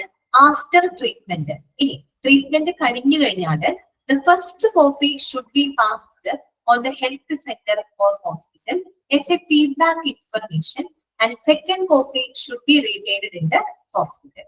അതെന്താണെന്ന് അറിയാൻ പറയുന്നത്, അതായത് ആദ്യത്തെ 2 കോപ്പികൾ പേഷ്യന്റ് എന്ത് ചെയ്യുന്നുണ്ട്? ഹോസ്പിറ്റലിൽ ഹാജരാക്കുന്നുണ്ട്. അങ്ങനെ ആ പേഷ്യന്റ് ഹോസ്പിറ്റലിൽ പോകുന്നു, അയാൾ ട്രീറ്റ്മെന്റ് ഒക്കെ എടുക്കുന്നു. അതിനുശേഷം ട്രീറ്റ്മെന്റിന് ശേഷം ഈ 2 കോപ്പികൾ ഹാജരാക്കിയിട്ടുണ്ടല്ലോ, അതിൽ ഒരു കോപ്പി എന്ത് ചെയ്യണം, ഹെൽത്ത് സെന്ററിലേക്ക് അയക്കണം. അതും എന്തായിട്ട് ഫീഡ്ബാക്ക് ഇൻഫർമേഷൻ ആയിട്ട് അയക്കണം. കാര്യം ഹെൽത്ത് സെന്ററിൽ നിന്നാണല്ലോ രോഗിക്ക് ഒരു ഡെന്റൽ പരിശീലനത്തിന് വേണ്ടിയിട്ട് ഹോസ്പിറ്റലിലോട്ട് പറഞ്ഞയച്ചത്. അപ്പൊ ആ 2 കോപ്പിക്ക് ഒരു കോപ്പി എന്ത് ചെയ്യണം, തിരിച്ച് ഹെൽത്ത് സെന്ററിലേക്ക് കൊടുത്തയക്കണം. എന്തായിട്ട് ഒരു ഫീഡ്ബാക്ക് ഇൻഫർമേഷൻ ആയിട്ട് കൊടുത്തയക്കണം. ഓക്കെ. പിന്നെയോ second copy should B retained in the hospital. Second copy എവിടെ തന്നെ സൂക്ഷിക്കാം, ഹോസ്പിറ്റലിൽ തന്നെ സൂക്ഷിക്കാം. മനസ്സിലായോ പറഞ്ഞ കാര്യങ്ങള്? റെഫറൽ ഓഫ് ദി പേഷ്യന്റ്, അതായത് 3 കോപ്പികളാണ്, റെഫറൽ ലെറ്ററിന്റെ 3 കോപ്പികളാണ് ക്രിയേറ്റ് ചെയ്യുന്നത്. അതിൽ ആദ്യത്തെ 2 കോപ്പികൾ എന്ത് ചെയ്യണം, പേഷ്യന്റ് ഹോസ്പിറ്റലിൽ ഹാജരാക്കണം. ഒരു കോപ്പി എവിടെ തന്നെ സൂക്ഷിച്ചാൽ മതി, ഹെൽത്ത് സെന്റർ അല്ലെങ്കിൽ ക്ലിനിക്കിൽ സൂക്ഷിച്ചാൽ മതി. ഓക്കെ. അത് കഴിഞ്ഞ് ട്രീറ്റ്മെന്റിന് ശേഷം, ആഫ്റ്റർ ട്രീറ്റ്മെന്റ് അല്ലെ, ട്രീറ്റ്മെന്റ് കഴിഞ്ഞിട്ട് ഹോസ്പിറ്റൽ എന്ത് ചെയ്യണം, അവരുടെ ഈ 2 കോപ്പി കിട്ടിയിട്ടുണ്ട് അല്ലെ, അതിൽ ഒരു കോപ്പി ഫീഡ്ബാക്ക് ഇൻഫർമേഷൻ ആയിട്ട് ആർക്ക് തിരിച്ചയക്കണം, ഹെൽത്ത് സെന്ററിലോട്ട് അഥവാ ക്ലിനിക്കിലോട്ട് തിരിച്ചയക്കണം. ഒരു കോപ്പി ആര് തന്നെ സൂക്ഷിച്ചാൽ മതി, ഹോസ്പിറ്റലിൽ തന്നെ സൂക്ഷിച്ചാൽ മതി. മനസ്സിലായോ? അപ്പൊ ആ രീതിയിലായിരിക്കണം അവിടെ റെഫറൻസ് സംവിധാനം. ക്ലിയർ ആയോ പറഞ്ഞത്? ഓക്കെ ആണോ? മനസ്സിലാവുന്നില്ലേ? അതോടെ നമുക്ക് വായിക്കാം. 3 copies should be received by the hospital. അതല്ല അതിന്റെ correct. Received by the hospital എന്ന് പറയുമ്പോൾ ഹോസ്പിറ്റലിൽ 3 കോപ്പി സ്വീകരിക്കണം എന്നാണ്. അങ്ങനെയല്ല അവിടെ പറയുന്നത്. 3 കോപ്പികളാണ് മൊത്തത്തിൽ ക്രിയേറ്റ് ചെയ്യുന്നത് കേട്ടോ. Okay, the first 2 copies should be presented to the hospital by the patient, while the third copy should be retained by the referee health center or clinic. Okay, അത് കഴിഞ്ഞിട്ടോ after treatment, the first copy should be passed on the health center or clinic എന്നാണ് കേട്ടോ ഇവിടെ വേണ്ടത്. ശരിക്കും hospital അല്ല വേണ്ടത്, health centre or clinic എന്നാണ് ഇവിടെ കറക്റ്റ് ആയിട്ട് വരുന്നത് കേട്ടോ. As a feedback information. And second copy should be retained in the hospital. അല്ലെങ്കിൽ നമുക്ക് വായിക്കുമ്പോൾ കൺഫ്യൂഷൻ വരും. ഓക്കെ. അപ്പൊ ഇവിടെ നിങ്ങൾ ഇങ്ങനെ ചെയ്തോളൂ, ഹെൽത്ത് സെന്റർ ഓർ ഹോസ്പിറ്റലിനില്ല, ഹോസ്പിറ്റലിന് അതൊക്കെ വേണ്ടിയിട്ട് ക്ലിനിക്ക് എഴുതിക്കോളൂ കേട്ടോ. കാര്യം ഒരു ക്ലിനിക്കിനോ ഹെൽത്ത് സെന്ററിനാണല്ലോ പേഷ്യന്റിനെ ഹോസ്പിറ്റലിലോട്ട് പറഞ്ഞേക്കണം. ഈ ഹോസ്പിറ്റലിൽ വേണ്ടിയിട്ട് ക്ലിനിക്ക് എഴുതി വെച്ചോളൂ കേട്ടോ. ഓക്കെ. അപ്പോഴാണ് വായിക്കുമ്പോൾ കൺഫ്യൂഷൻ ഉണ്ടാവാതിരിക്കുള്ളൂ. As a feedback information and second copy should be retained in the hospital. Okay. അത്രയും. അടുത്തതാണ് ഔട്ട് പേഷ്യന്റ് ക്ലിനിക്സ് കേട്ടോ. ഔട്ട് പേഷ്യന്റ് ക്ലിനിക്സ് എന്താണ് അതിനകത്ത് പറയുന്നത്? The names of all out patient clinics with the names of the clinic chiefs in the hospital should be revealed in the main entrance of the out patient department. ഇത് നമ്മൾ എപ്പോഴും ഹോസ്പിറ്റലിൽ പോകുമ്പോൾ കാണുന്ന ഒരു കാഴ്ചയാണ് അല്ലെ. നമ്മൾ ഔട്ട് പേഷ്യന്റ് ഡിപ്പാർട്ട്മെന്റിലോട്ട് ചെല്ലുമ്പോൾ അതിന്റെ പ്രധാനപ്പെട്ട എൻട്രൻസിൽ തന്നെ ഒരു വലിയൊരു ബോർഡ് അവിടെ ഡിസ്പ്ലേ ചെയ്തിട്ടുണ്ടാവും. നിങ്ങൾ ശ്രദ്ധിച്ചിട്ടുണ്ടാവും, വലിയൊരു ബോർഡ് അവിടെ ഡിസ്പ്ലേ ചെയ്തിട്ടുണ്ടാവും. ആ ബോർഡിനകത്ത് അവിടെയുള്ള എല്ലാ ഔട്ട് പേഷ്യന്റ് ക്ലിനിക്കുകളുടെ പേരുകൾ ഉണ്ടാവും. അതായത് കാർഡിയോളജി ക്ലിനിക്കിലെ കാർഡിയോളജി, പൾമണോളജി, നെഫ്രോളജി, യൂറോളജി, അങ്ങനെ അവിടെ പ്രവർത്തിക്കുന്ന എല്ലാ ഔട്ട് പേഷ്യന്റ് ക്ലിനിക്കുകളുടെ പേരുകൾ ആ ഒരു ബോർഡിനകത്ത് ഉണ്ടായിരിക്കും. അത് മാത്രമല്ല ഉണ്ടായിരിക്കാം, ഓരോ ക്ലിനിക്കിന്റെയും ചീഫിന്റെ പേരും അതിനോടൊപ്പം എഴുതിയിട്ടുണ്ടാവും. ശ്രദ്ധിച്ചിട്ടില്ലേ നിങ്ങള്? അത് നമ്മൾ ആ ചെന്ന് കയറുന്ന ഔട്ട് പേഷ്യന്റ് ഡിപ്പാർട്ട്മെന്റിന്റെ അവിടെ നമ്മൾ ചെന്ന് കയറുമ്പോൾ തന്നെ ആ എൻട്രൻസിന്റെ അവിടെ ആയിരിക്കും ആ ഒരു ബോർഡ് അവര് ഡിസ്പ്ലേ ചെയ്യാം അല്ലെ? നിങ്ങൾ കണ്ടിട്ടുണ്ട് അല്ലെ? ഓക്കെ. അപ്പൊ അത് തന്നെയാണ് അവിടെ നമുക്ക് കാണാൻ പറ്റും. ആശുപത്രിയിൽ പ്രവർത്തിക്കുന്ന എല്ലാ ഔട്ട് പേഷ്യന്റ് ക്ലിനിക്കുകളുടെ പേരുകൾ അതിൽ എഴുതിയിട്ടുണ്ട്. അപ്പൊ കാർഡിയോളജി, അതുമായിട്ട് ബന്ധപ്പെട്ട ചീഫിന്റെ പേര്, ആ ഹെഡ് ഓഫ് ദ ഡിപ്പാർട്ട്മെന്റ് ആ ഡോക്ടറുടെ പേര് അവിടെ ഉണ്ടാവും. അതുപോലെ നെഫ്രോളജി അതിന്റെ ഹെഡ് ഓഫ് ദ ഡിപ്പാർട്ട്മെന്റ് അദ്ദേഹത്തിന്റെ പേരുണ്ടാവും. അപ്പൊ അത് തന്നെയാണ് അവിടെ പറയുന്നത് കേട്ടോ. ഔട്ട് പേഷ്യന്റ് ക്ലിനിക്സ് നോക്കൂ, the names of all out patient clinics with the names of the clinic chiefs in the hospital should be revealed in the main entrance of the outpatient department. Okay, അതും നമ്മൾ ചെന്ന് കയറുന്ന എൻട്രൻസിൽ വേണം അത് display ചെയ്യാനായിട്ട്. And in each clinic, ഓരോ ക്ലിനിക്കിലും the name of the chief consultant should also be revealed. അപ്പൊ ഓരോ ക്ലിനിക്കിന്റെയും ചീഫ് ആരാണോ ആ ചീഫിന്റെ പേരും കൂടെ ആ ഒരു ബോർഡിനകത്ത് എഴുതിയിട്ടുണ്ട്. ഓക്കെ. ഇതേ പോയിന്റ് തന്നെയാണ് ഈ മോളിൽ എഴുതി വെച്ചേക്കുന്നത്. മോളിൽ എഴുതി വെച്ചേക്കുന്നുണ്ട് the names of all out patient clinic with the name of clinic chiefs എന്ന് പറയുന്ന അതേ പോയിന്റ് തന്നെയാണ് താഴെ പറയുന്നത്. അപ്പൊ നിങ്ങൾ ഇങ്ങനെ എഴുതിക്കോ, ഇങ്ങനെ വെട്ടിട്ട് അത് ഞാൻ പറയാൻ ശ്രദ്ധിക്കാം. The names of all out patient clinics എന്താ പറയാ, with the names of the clinic chiefs ഇല്ലേ, with the names of the clinic chiefs അതൊന്ന് വെട്ടിയിട്ടുള്ളൂ കേട്ടോ. അത് വെട്ടിക്കോ, കാര്യം സെയിം പോയിന്റ് തന്നെ അടിയിൽ വീണ്ടും പറയുന്നുണ്ട്. ഏതെങ്കിലും ഒരു എഴുതിയാൽ മതി കേട്ടോ. ഇങ്ങനെ വായിക്കാം, the names of all out patient clinics in the hospital, അങ്ങനെ വായിക്കാം കേട്ടോ. In the hospital should be revealed in the main entrance of the outpatient department, and in each clinic the name of the chief consultant should also be revealed. അപ്പൊ correct ആയില്ലേ? മനസ്സിലായല്ലോ point? Out patient clinic കേട്ടോ. ഏതൊക്കെ out patient ക്ലിനിക്കുകൾ അവിടെ പ്രവർത്തിക്കുന്നുണ്ടോ അതെല്ലാം തന്നെ അവിടെ ബോർഡിൽ ഡിസ്പ്ലേ ചെയ്തിരിക്കണം. ക്ലിയർ ആയോ പറഞ്ഞത്? ഓക്കെ ആണോ? ഒന്നുകൂടി പറയണം, മനസ്സിലായില്ല ആക്ച്വലിക്ക് ഒന്നുമില്ല. അതായത് നമ്മുടെ ആശുപത്രിയിലെ ചെന്ന് കയറുമ്പോ നമ്മുടെ ഔട്ട് പേഷ്യന്റ് OP ഡിപ്പാർട്ട്മെന്റിലേക്ക് ചെന്ന് കയറില്ലേ, അപ്പൊ അതിന്റെ പ്രധാനപ്പെട്ട എൻട്രൻസിൽ തന്നെ ഒരു വലിയ ബോർഡ് നിങ്ങൾ കണ്ടിട്ടുണ്ടായിരിക്കും. ഓക്കെ, ആ ബോർഡില് ആ ഹോസ്പിറ്റലിൽ പ്രവർത്തിക്കുന്ന എല്ലാ ക്ലിനിക്കുകളുടെ പേരുകൾ ഉണ്ടായിരിക്കും. അവിടെ ഏതൊക്കെ ക്ലിനിക്കുകൾ പ്രവർത്തിക്കുന്ന കാർഡിയോളജി ഉണ്ട്, അല്ലെങ്കിൽ നെഫ്രോളജി വിഭാഗമുണ്ട്, പിന്നെ എന്താ പറയാ ന്യൂറോളജി വിഭാഗം ഉണ്ടെങ്കിൽ അതിന്റെ ഒക്കെ പേരുകൾ ആ ബോർഡിൽ നമുക്ക് എഴുതിയിട്ടുണ്ടാവും.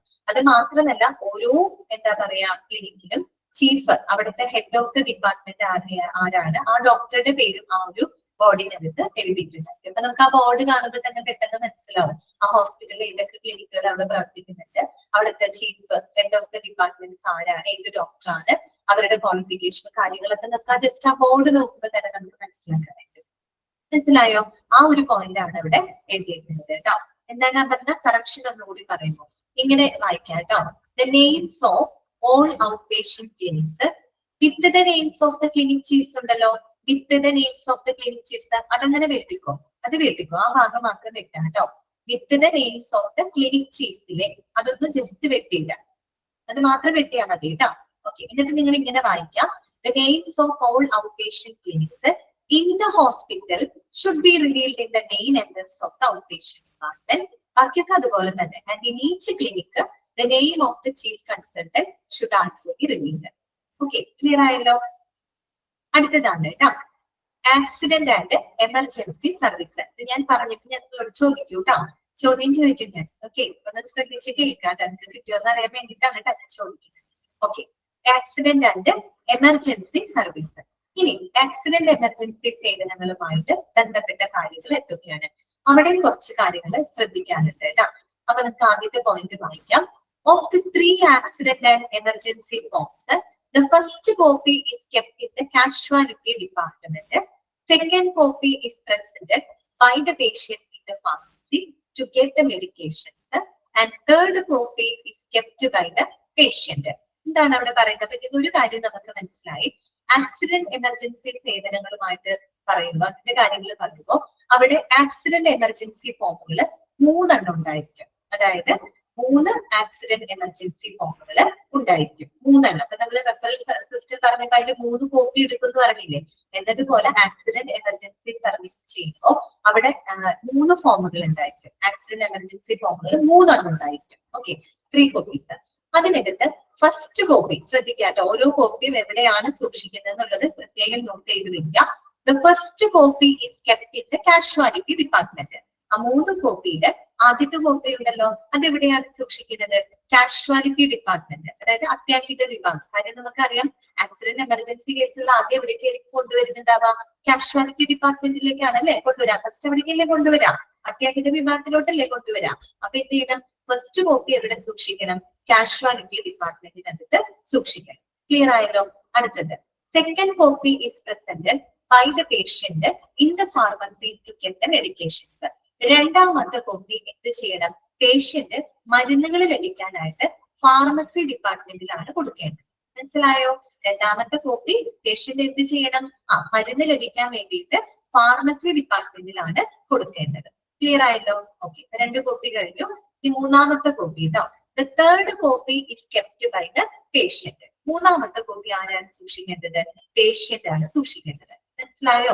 അതായത് 3 എമർജൻസി ആക്സിഡന്റ് ഫോമുകൾ ഉണ്ടായിരിക്കും. അതിൽ ആദ്യത്തെ കോപ്പി നമ്മുടെ കാഷ്വാലിറ്റി ഡിപ്പാർട്ട്മെന്റിലാണ് സൂക്ഷിക്കേണ്ടത്. ഓക്കെ, രണ്ടാമത്തെ കോപ്പി രോഗി എന്ത് ചെയ്യണം? മരുന്ന് ലഭിക്കാനായിട്ട് ഫാർമസി ഡിപ്പാർട്ട്മെന്റിലാണ് കൊടുക്കേണ്ടത്. ഓക്കെ, തേർഡ് കോപ്പി ആര് തന്നെ സൂക്ഷിക്കുക? കയ്യില് പേഷ്യന്റ് തന്നെ സൂക്ഷിക്കുക, തന്റെ കയ്യിൽ തന്നെ സൂക്ഷിക്കാം. ഓക്കെ, അത്രയും ക്ലിയർ ആയല്ലോ? ഇനി നോക്കാം. The second and third copies become part of the main patient file if this patient is admitted to either an outpatient or an inpatient service. Inpatient എന്നാണ് എഴുതിയിരിക്കുന്നത്. ഇന്നല്ല, ഇന്നാണ് കേട്ടോ. വെട്ടിയിട്ട് എന്നാണ് ഇൻപേഷ്യന്റ് എന്നാണ് കിടക്കുന്നത്. ഇൻപേഷ്യന്റ് ആണ് കേട്ടോ. ഓക്കെ, അപ്പൊ അതുകൊണ്ട് തിരുത്താം. വായിക്കാം. The second and third copies become the part of the inpatient file if this patient is admitted to either an outpatient or an inpatient service. അപ്പൊ അതിൽ 2ഉം 3ഉം കോപ്പികൾ ഉണ്ടല്ലോ. രണ്ടാമത്തെ കോപ്പി നിങ്ങൾ ഫാർമസിയിൽ കൊടുത്തിട്ടുണ്ട്, മൂന്നാമത്തെ കോപ്പി പേഷ്യന്റിന്റെ കയ്യിൽ ഇരിക്കുന്നുണ്ട് അല്ലെ. അപ്പൊ ആ 2ഉം 3ഉം കോപ്പികൾ ഈ പറയുന്ന പേഷ്യന്റിന്റെ ഫയലിന്റെ ഭാഗമായിട്ട് തന്നെ മാറും. എപ്പോഴാണ് ഈ പേഷ്യന്റ് ഒരു ഔട്ട് പേഷ്യന്റ് ആയിട്ടോ ഇൻപേഷ്യന്റ് ആയിട്ടോ ആ ഹോസ്പിറ്റലിൽ വരുന്ന സമയത്ത് ആ 2ഉം 3ഉം കോപ്പികൾ പേഷ്യന്റ് ഫയലിന്റെ ഭാഗമായിട്ട് മാറും. സ്വാഭാവികമാണ് അല്ലെ. കാര്യം അവരവിടേക്ക് സർവീസ് എടുക്കുന്ന സമയത്ത് 2ഉം 3ഉം കോപ്പികൾ അവരുടെ ഫയലിന്റെ ഭാഗമായി കഴിയും. ഓക്കെ. പിന്നെയോ the first copy is retained in the casualty department. First copy ഇവിടെ തന്നെ ആയിരിക്കണം, അത് കാഷ്വാലിറ്റി ഡിപ്പാർട്ട്മെന്റിൽ തന്നെയാണ് സൂക്ഷിക്കേണ്ടത്. Okay, clear. അടുത്തത് എന്താണ്? if a patient has a unit record in the hospital and the casualty medical officer wants to inspect the medical record department. Sorry, ഇങ്ങനെ വായിക്കാം കേട്ടോ. if a patient has a unit record in the hospital and the casualty medical officer wants to inspect കഴിഞ്ഞിട്ട് ഒരു comma ഇടാം കേട്ടോ. Inspect കഴിഞ്ഞിട്ട് ഒരു comma ഇടാം. the medical record department should pass on the record to him. അതായത് എന്താണ് നമ്മൾ പറഞ്ഞതെന്ന് അറിയാമോ? ഇപ്പോ ഈ കൊണ്ടുവരുന്ന പേഷ്യന്റിന് ഒരു റെക്കോർഡ് ഓൾറെഡി ആ ഹോസ്പിറ്റലിൽ ഉണ്ടെന്നിരിക്കട്ടെ. അതായത് ഇപ്പൊ ഒരു പേഷ്യന്റ് അത് ആക്സിഡന്റ് ആയിട്ട് കൊണ്ടുവരികയാണ്. പക്ഷെ ആ പേഷ്യന്റിന് ഓൾറെഡി എന്തിട്ട് അതേ ഹോസ്പിറ്റലിൽ തന്നെ എന്താണ് റെക്കോർഡ് ഉണ്ടെന്ന് വിചാരിക്കാം. അപ്പൊ എന്തെങ്കിലും കാരണവശാൽ ആ രോഗി മിക്കപ്പോഴും വരുന്ന ഹോസ്പിറ്റൽ ആയിരിക്കാം. അപ്പൊ അയാൾക്ക് അവിടെ ഒരു പേഷ്യന്റ് റെക്കോർഡ് ഉണ്ടായിരിക്കും. ഇതേ രോഗി തന്നെ എന്തെങ്കിലും എമർജൻസി അല്ലെങ്കിൽ ഒരു ആക്സിഡന്റ് കേസ് ആയിട്ട് അതേ ഹോസ്പിറ്റലിലേക്ക് വരികയാണ്. സ്വാഭാവികമായിട്ട് ആ പേഷ്യന്റിന്റെ റെക്കോർഡ് ആ ഹോസ്പിറ്റലിൽ ഓൾറെഡി ഉണ്ട്. ഓക്കെ, അതാണ് പറയുന്നത്. If a patient has a unit record in the hospital, ആ രോഗിക്ക് ഒരു റെക്കോർഡ് അവിടെ ഉണ്ടെങ്കിൽ, ആ ഹോസ്പിറ്റലിൽ ഉണ്ടെങ്കിൽ, the casualty medical officer wants to inspect. Casualty medical ഓഫീസർക്ക് ആ ഒരു റെക്കോർഡ് പരിശോധിക്കേണ്ടതായിട്ട് വരും അല്ലെ. അങ്ങനെ പരിശോധിക്കേണ്ടതായിട്ട് വരുമ്പോൾ എന്ത് ചെയ്യണം? Medical record department should pass on the record to him. Medical record department എന്ത് ചെയ്യണം? ആ പേഷ്യന്റ് റെക്കോർഡ് ആർക്ക് കൈമാറണം? കാഷ്വാലിറ്റി മെഡിക്കൽ ഓഫീസർക്ക് കൈമാറണം. ഓക്കെ, ക്ലിയർ ആയോ? ഞാൻ പറഞ്ഞ കാര്യം എന്താണ്? അതായത് ഇപ്പൊ ഒരു പേഷ്യന്റിനെ അവിടെ കൊണ്ടുവരാണ്, ഹോസ്പിറ്റലിൽ കൊണ്ടുവരാണ്. അപ്പൊ അദ്ദേഹത്തിന് ഓൾറെഡി അവിടെ എന്തുണ്ട്? പേഷ്യന്റ് റെക്കോർഡ് ഉള്ള ഒരാളാണ്. ഓക്കെ, അതേ ഹോസ്പിറ്റലിലെ റെക്കോർഡ് ഉള്ള ഒരു വ്യക്തിയാണ്. അപ്പൊ കാഷ്വാലിറ്റിയിലേക്ക് ഈ രോഗിനെ കൊണ്ടുവരുമ്പോൾ കാഷ്വാലിറ്റി മെഡിക്കൽ ഓഫീസർക്ക് എന്ത് ചെയ്യേണ്ടതായിട്ട് വരും? അയാളുടെ പേഷ്യന്റ് റെക്കോർഡ്സ് ഇൻസ്പെക്ട് ചെയ്യേണ്ടതായിട്ട് വരും, പരിശോധിക്കേണ്ടതായിട്ട് വരും. അപ്പൊ എന്ത് ചെയ്യണം? മെഡിക്കൽ റെക്കോർഡ് ഡിപ്പാർട്ട്മെന്റ് എന്ത് ചെയ്യണം? ആ രോഗിയുടെ റെക്കോർഡ് ആർക്ക് കൈമാറണം? ഈ പറയുന്ന കാഷ്വാലിറ്റി മെഡിക്കൽ ഓഫീസർക്ക് കൊടുക്കണം. ഓക്കെ, ക്ലിയർ ആണല്ലോ? If a patient has a unit record in the hospital and the casualty medical officer wants to inspect, the medical record department should pass on the record to him. Okay, clear ആയിട്ട്. ഇനി അടുത്തത് എന്താണ്? All diagnostic investigation reports of the casualty patient are affixed to the casualty form. Okay, അപ്പൊ ഈ പറയുന്ന എല്ലാ diagnostic റിപ്പോർട്ടുകളും ആ കാഷ്വാലിറ്റിക്ക് കൊണ്ടുവന്നിട്ടുള്ള ആ രോഗിയുടെ എല്ലാ ഡയഗ്നോസ്റ്റിക് ഇൻവെസ്റ്റിഗേഷൻ റിപ്പോർട്ടുകളും കാഷ്വാലിറ്റി ഫോമിന്റെ കൂടെ അഫിക്സ് ചെയ്യണം. അതായത് കാഷ്വാലിറ്റിന്റെ ഫോമിന്റെ കൂടെ എന്ത് ചെയ്ത് വെക്കണം? പിൻ ചെയ്ത് വെക്കണം. ഓക്കെ, കാഷ്വാലിറ്റിയിലെ ഒരു ഫോം നമ്മൾ കീപ്പ് ചെയ്യുന്നുണ്ട് അല്ലെ.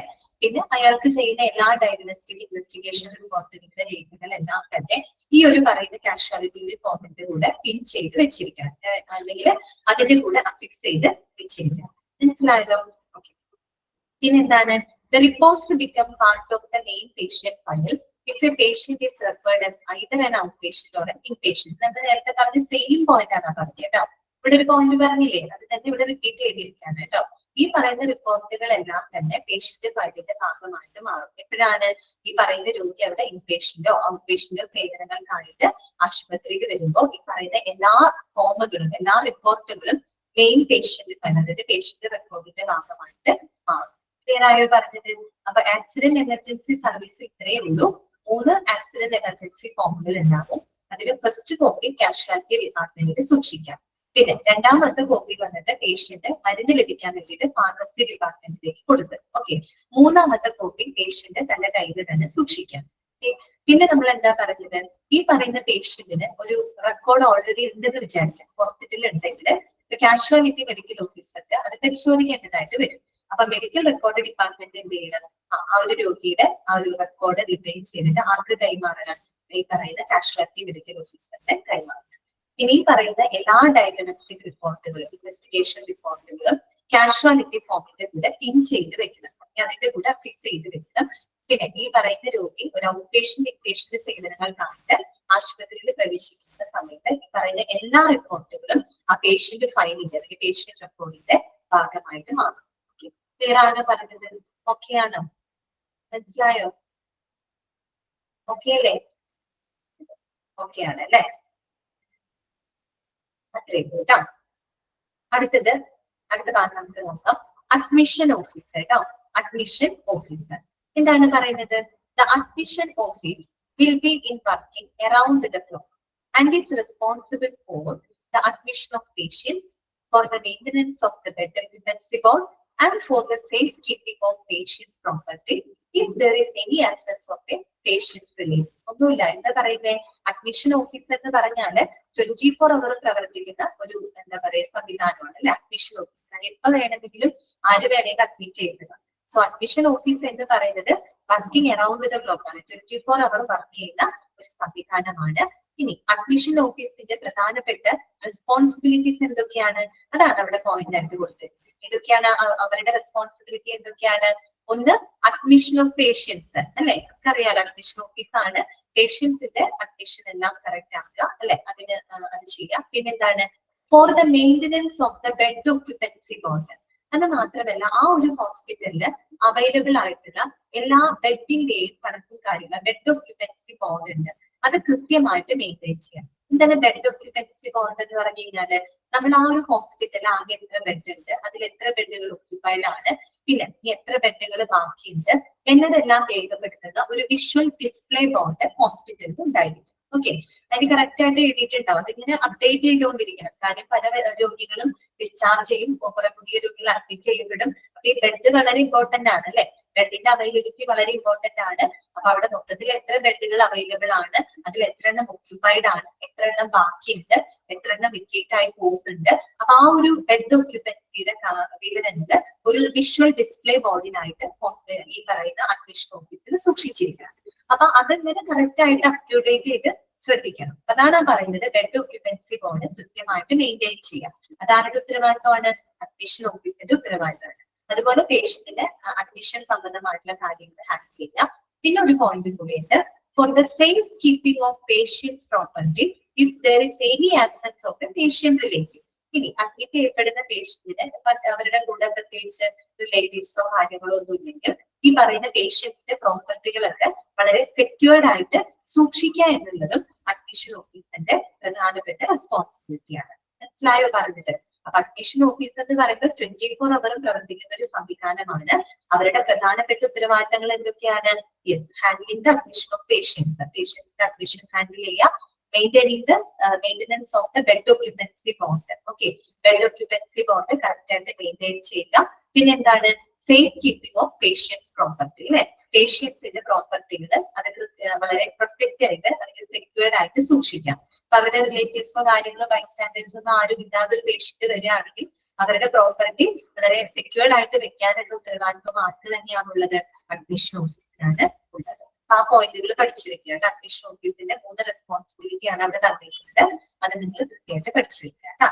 ഓക്കെ, ക്ലിയർ ആയെന്ന് വെച്ചാൽ അടുത്തത് ഇതാണ് ഡയറക്റ്റ് അഡ്മിഷൻ കേട്ടോ. ഡയറക്റ്റ് അഡ്മിഷൻ എന്താണ്? ഡയറക്റ്റ് അഡ്മിഷൻ എന്ന് പറയുന്നത് the ward manager in charge is liable for registering the case in the admission office within 2 hours of the patient admission to the ward. എന്താണ് പറയുന്നത്? അതായത് ഒരു രോഗിയെ വാർഡിലേക്ക് അഡ്മിറ്റ് ചെയ്ത് കഴിഞ്ഞിട്ട് വിത്തിൻ 2 hours 2 മണിക്കൂറിനുള്ളിൽ ആ കേസ് എവിടെ രജിസ്റ്റർ ചെയ്യണം? അഡ്മിഷൻ ഓഫീസിൽ രജിസ്റ്റർ ചെയ്തിരിക്കണം. അതിനുള്ള ലയബിലിറ്റി ആർക്കാണ്? അതിനുള്ള റെസ്പോൺസിബിലിറ്റി ആർക്കാണുള്ളത്? വാർഡ് മാനേജർക്കാണ്. പറഞ്ഞു മനസ്സിലായോ? അതായത് വാർഡിലേക്ക് ഒരു രോഗിയെ നമ്മൾ അഡ്മിറ്റ് ചെയ്യുമല്ലോ. അപ്പൊ അഡ്മിറ്റ് ചെയ്തിട്ട് അധികം ഡിലേ വരരുത്. ഓക്കെ, ഒരു വിത്തിൻ 2 hours ആണ് പറയുന്നത്. 2 മണിക്കൂറിനുള്ളിൽ എന്താ പറയാ ആ രോഗിയുടെ എന്താ പറയാ രജിസ്ട്രേഷൻ അഡ്മിഷൻ എവിടെ രജിസ്റ്റർ ചെയ്യണം? അഡ്മിഷൻ ഓഫീസിൽ രജിസ്റ്റർ ചെയ്യണം. അത് അതിനുള്ള ഉത്തരവാദിത്ത റെസ്പോൺസിബിലിറ്റി ഉള്ളത് ആർക്കാണ്? വാർഡ് മാനേജർക്കാണ് കേട്ടോ. ആർക്കാണ്? Ward മാനേജർക്കാണ്. The ward manager in charge is liable for registering the case in the admission office within 2 hours of the patient admission to the ward. Clear ആയോ പറഞ്ഞത്? ഓക്കെ അല്ലേ? ഓക്കെ അത് വിചാരിക്കുന്നു കേട്ടോ. അടുത്ത നോക്കാം നമുക്ക്. നെക്സ്റ്റ് വരുന്നതാണ് അബ്സ്കോണ്ടഡ് പേഷ്യൻസ്. അടുത്ത എന്താണ്? അബ്സ്കോണ്ടഡ് പേഷ്യൻസ്. അബ്സ്കോണ്ട് ചെയ്യാന്ന് പറഞ്ഞാൽ എന്താണ്? എന്താണ് അബ്സ്കോണ്ട് ചെയ്യാന്ന് പറഞ്ഞാല്? അബ്സ്കോണ്ടഡ് മീൻസ് എന്താണ്? പറഞ്ഞു, അറിയുന്നവരൊക്കെ പറഞ്ഞോളൂ. അബ്സ്കോണ്ട് ചെയ്യാന്ന് വെച്ചാൽ എന്താ ഉദ്ദേശിക്കുന്നത്? അറിയില്ല. അബ്സ്കോണ്ട് ചെയ്യാന്ന് വെച്ചാല് ഒളിച്ചോടി പോവുക കേട്ടോ. അത് തന്നെ, ഓടിപ്പോവുക. ജോലി കറക്റ്റ് ആണ് കേട്ടോ. ഓടിപ്പോകുന്ന ആൾക്കാർ അല്ലെ, അതായത് ആരും കാണാതെ ചിലപ്പോ എന്താണ് ഹോസ്പിറ്റലിൽ നിന്ന് ഓടിപ്പോകുന്ന മിസ്സായി പോകുന്ന ആൾക്കാരുണ്ട് അല്ലെ. അപ്പൊ അങ്ങനെ അവരെ പറ്റിയാണ് ഇനി അടുത്തത് നമ്മൾ പറയുന്നത് കേട്ടോ. അബ്സ്കോണ്ടഡ് പേഷ്യൻസ് ശ്രദ്ധിക്കാം. Information about absconded patients who ran away must be recorded in the patient's file with the details regarding the date and time the patient was found to be missing from the ward. എന്ത് ചെയ്യണം? ഈ പറയുന്ന ഹോസ്പിറ്റലിൽ നിന്നും ഓടിപ്പോകുന്ന patients ഉണ്ടായിരിക്കും അല്ലെ. അപ്പൊ അവരുടെ കൃത്യമായിട്ടുള്ള രേഖകൾ ആ പേഷ്യന്റിന്റെ ഫയലിൽ കൃത്യമായിട്ട് രേഖപ്പെടുത്തണം. എങ്ങനെ രേഖപ്പെടുത്തണം? അയാളെ മിസ് ചെയ്തതായിട്ട് കണ്ടെത്തുന്ന ആ ഒരു ടൈമും ഡേറ്റും വെച്ചിട്ട് ആ പേഷ്യന്റ് ഫയലിൽ അത് കൃത്യമായിട്ട് രേഖപ്പെടുത്തി വെക്കും. ഇന്ന സമയം മുതൽ, ഇന്ന ദിവസം ഇത്ര സമയം മുതൽ ഇന്ന വ്യക്തിനെ കാണാനില്ല, ഇന്ന ആള് മിസ്സായി പോയിട്ടുണ്ട് എന്നുള്ളത് ആ പേഷ്യന്റിന്റെ റെക്കോർഡിൽ കൃത്യമായിട്ട് രേഖപ്പെടുത്തി വെച്ചിരിക്കണം. ഓക്കെ, അതാണ് അവിടെ പറയുന്നത് കേട്ടോ. Information about absconded patients who ran away must be recorded in the patient's file with the details regarding the date and time the patient was found to be missing from the ward. Clear ആയല്ലോ? Okay. രണ്ടാമത്തെ point എന്താണ്? The treating physician must know and sign the record properly. അത് മാത്രമല്ല, അവരെ treat ചെയ്യുന്ന doctor ഉണ്ടല്ലോ, physician, അത് കൃത്യമായിട്ട് ഈ കാര്യം നോട്ട് ചെയ്ത് ആ റെക്കോർഡിൽ സൈൻ ചെയ്ത് വെക്കണം കേട്ടോ. സൈൻ ചെയ്ത് വെച്ചിരിക്കണം. പിന്നെന്താണ്? The matter to be conveyed to the police. ഈ ഒരു കാര്യം എത്രയും പെട്ടെന്ന് ആരെ അറിയിക്കുകയും ചെയ്യണം? പോലീസിനെ അറിയിക്കുകയും വേണം. മനസ്സിലായല്ലോ? ഇതാണ് അബ്സ്കോണ്ടഡ് പേഷ്യൻസിന്റെ കാര്യത്തിൽ ചെയ്യുന്നത്. ഒന്നുമില്ല, അബ്സ്കോണ്ട് ചെയ്ത് പോകുന്ന പേഷ്യൻസ് മിസ്സായ ടൈമും ഡേറ്റും അടക്കം അവരുടെ ഫയലിൽ കൃത്യമായിട്ട് രേഖപ്പെടുത്തി വെക്കുക. ആ കാര്യം അവരെ കൺസൾട്ട് ചെയ്യുന്ന ഡോക്ടർ നോട്ട് ചെയ്ത് അതിൽ സൈൻ ചെയ്ത് വെക്കാം. ആ വിവരം എത്രയും പെട്ടെന്ന് ആരെ അറിയിക്കാം? പോലീസിനെ ഇൻഫോം ചെയ്യിക്കാം. ഓക്കെ, അത്രയാണ് അബ്സ്കോണ്ടഡ് പേഷ്യൻസിനകത്ത് വരുന്നത്. അടുത്തത് എന്താണ്? എഗെയിൻസ്റ്റ് മെഡിക്കൽ അഡ്വൈസ് കേട്ടോ. അടുത്ത എന്താണ്? Against medical advice. അതായത് നിങ്ങള് ലാമ ഡാമ അതൊക്കെ പഠിച്ചോ? നിങ്ങള് പബ്ലിക് റിലേഷൻസ് പഠിച്ചില്ലേ? നിങ്ങള് പഠിക്കുന്നില്ലേ? അതിനകത്ത് ലാമ ഡാമ ഒക്കെ പഠിച്ചില്ലേ നിങ്ങള്? Leaving against medical advice, discharge against medical advice പഠിക്കുന്നില്ലേ? ഓക്കെ, അത് തന്നെയാണ് കേട്ടോ ഇവിടെ ഉദ്ദേശിക്കുന്നത്. എഗെയിൻസ്റ്റ് മെഡിക്കൽ അഡ്വൈസ് അതായത് ഈ പറഞ്ഞ ഡോക്ടറുടെ നിർദ്ദേശത്തിന് എതിരായിട്ട് അല്ലെങ്കിൽ അവരുടെ ഉപദേശത്തിനെതിരായിട്ട് എന്താണ് ഹോസ്പിറ്റലിൽ സ്വയം വിട്ടുപോകുന്ന ആൾക്കാരുണ്ട്. പല കാരണങ്ങൾ കൊണ്ടാവാം.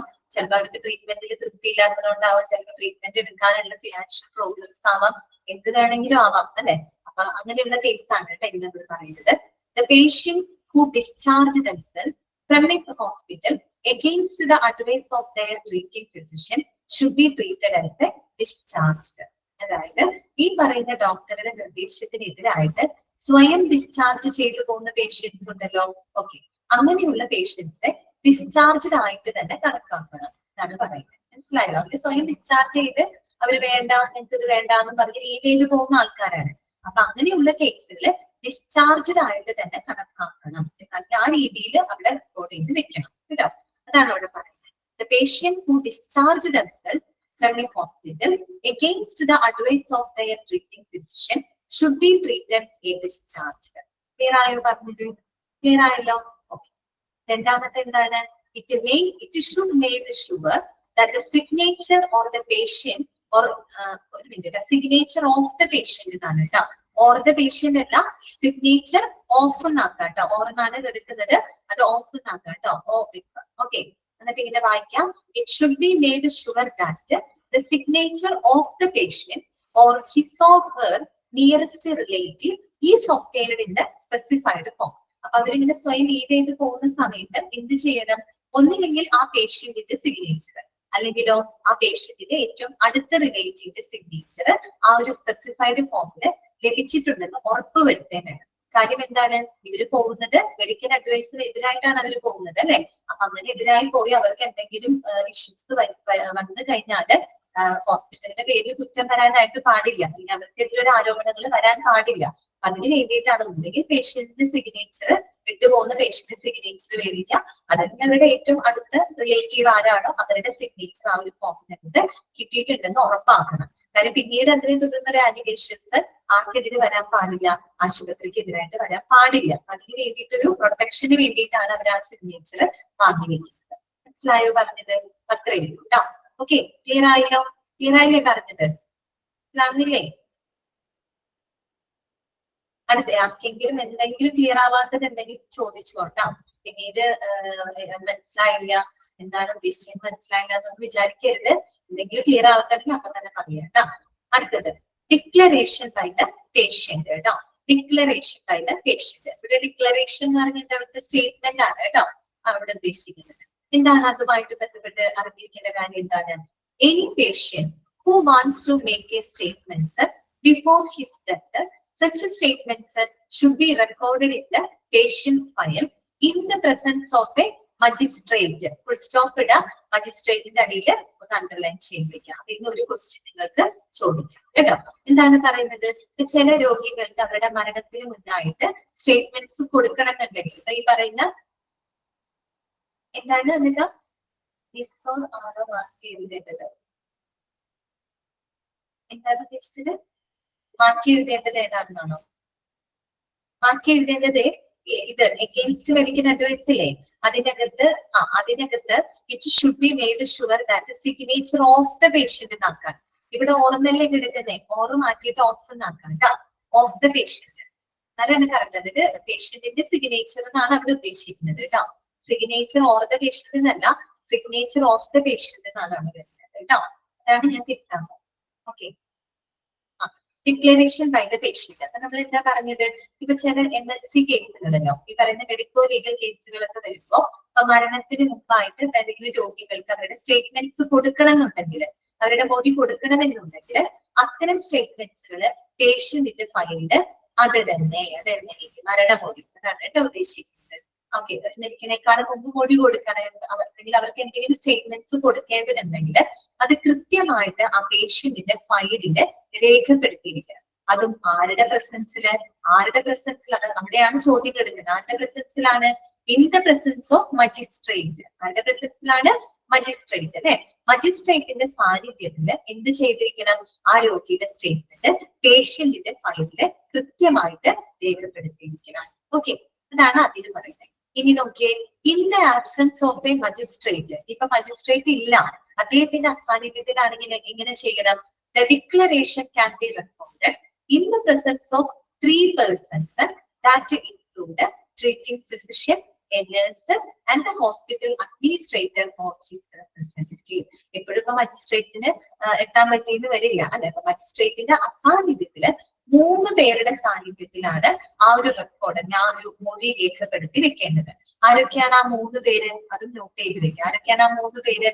ഒന്ന് ട്രീറ്റിംഗ് ഫിസിഷ്യൻ അല്ലെ, അവരെ കൺസൾട്ട് ചെയ്യുന്ന, അവരെ ട്രീറ്റ് ചെയ്യുന്ന ഡോക്ടർ അല്ലെ, ഫിസിഷ്യൻ. അതുപോലെ തന്നെ നഴ്സ്, അവരെ ട്രീറ്റ് ചെയ്യുന്ന നഴ്സ്.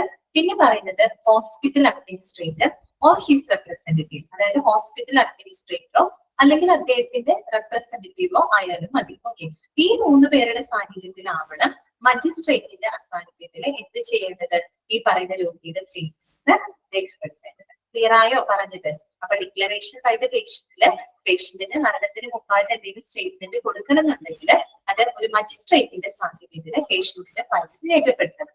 ഇനി മജിസ്ട്രേറ്റ് ഇല്ലാന്നുണ്ടെങ്കിൽ അദ്ദേഹത്തിന്റെ ആബ്സെൻസില് ഈ പറയുന്ന അവരെ ട്രീറ്റ് ചെയ്യുന്ന ഡോക്ടർ, അതുപോലെ തന്നെ നഴ്സ്, പിന്നെ ഹോസ്പിറ്റൽ അഡ്മിനിസ്ട്രേറ്റർ എന്നിവരുടെ ഈ 3 പേരുടെ സാന്നിധ്യത്തിൽ എന്ത് ചെയ്തിരിക്കണം? അത് രേഖപ്പെടുത്തി വെച്ചിരിക്കണം. ഇത്രയേ ഉള്ളൂ അതിനകത്ത് പറയുന്നത്. ഇത്രയും നേരെ നമ്മൾ ഡിസ്കസ് ചെയ്തത് മുഴുവൻ എന്താണ്? ഈ പറയുന്ന മെഡിക്കൽ റെക്കോർഡ് പോളിസികളാണ്. ക്ലിയർ ആയോ? ഇത്രയും മെഡിക്കൽ റെക്കോർഡ് പോളിസിയിൽ നമ്മൾ പഠിച്ചത് ഒന്ന് രജിസ്ട്രേഷൻ സംവിധാനത്തെ പറ്റി നമ്മൾ മനസ്സിലാക്കി. ഓക്കെ, ഞാൻ പറഞ്ഞല്ലോ ഔട്ട് പേഷ്യന്റ് ഇൻപേഷ്യന്റ് ആയിട്ട് 24 മണിക്കൂർ സേവനം കൊടുക്കുന്ന ഒരു രജിസ്ട്രേഷൻ സംവിധാനം ഉണ്ടായിരിക്കണം. ആക്സിഡന്റ് എമർജൻസി കേസുകൾക്കായിട്ട് ഒരു സെപ്പറേറ്റ് രജിസ്ട്രേഷൻ സംവിധാനം ഉണ്ടായിരിക്കണം എന്ന് നമ്മൾ പറഞ്ഞു. അപ്പൊ ഓരോ രജിസ്ട്രേഷൻ സമയത്തും അവർക്ക് ഒരു യൂണിറ്റ് റെക്കോർഡും ഒരു പെർമനന്റ് ID നമ്പറും അവർക്കായിട്ട് പ്രൊവൈഡ് ചെയ്ത് കൊടുക്കണം. അത്രയാണ് അതിൽ പറഞ്ഞത്. നമ്പറിംഗ് സിസ്റ്റത്തിൽ നമ്മൾ കണ്ടത് നമ്പറിംഗ് എന്ന് വെച്ചാൽ മെഡിക്കൽ റെക്കോർഡ് നമ്പർ കേട്ടോ, അത് തന്നെയായിരിക്കും പേഷ്യന്റിന്റെ രജിസ്ട്രേഷൻ നമ്പർ. മിക്കവാറും ഹോസ്പിറ്റലിൽ അങ്ങനെ തന്നെയാണ്, ചിലവിടത്ത് മാത്രം വ്യത്യാസം വരാറുണ്ട് കേട്ടോ. അപ്പൊ എപ്പോഴും ഒരു 6 ഡിജിറ്റ് നമ്പർ ആണ് ഉപയോഗിക്കുന്നത്. ആ നമ്പറിന്റെ 6 ഡിജിറ്റ് കേട്ടോ, അത് പ്രത്യേകം നോട്ട് ചെയ്ത് വെക്കാം.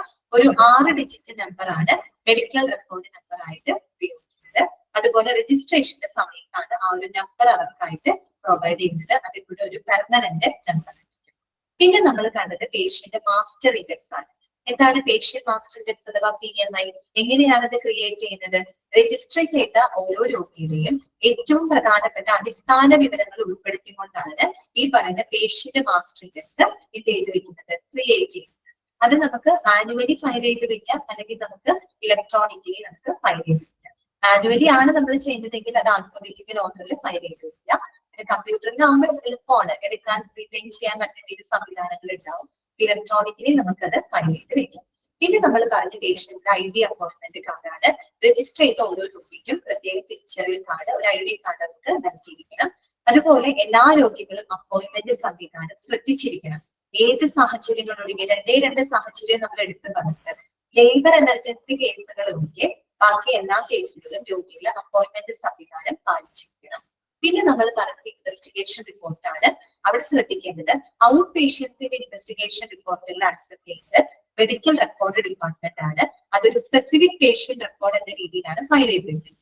ഇനി ഇൻ പേഷ്യൻസിന്റെ ഇൻവെസ്റ്റിഗേഷൻ റിപ്പോർട്ട് ആക്സെപ്റ്റ് ചെയ്യുന്നതും ഫയൽ ചെയ്യുന്നതും വാർഡിലാണ്. അത് വാർഡ് ക്ലർക്കോ അല്ലെങ്കിൽ വാർഡ് ഇൻചാർജ് നഴ്സോ ആയിരിക്കും ഇത് ഫയൽ ചെയ്ത് വെക്കുന്നത്.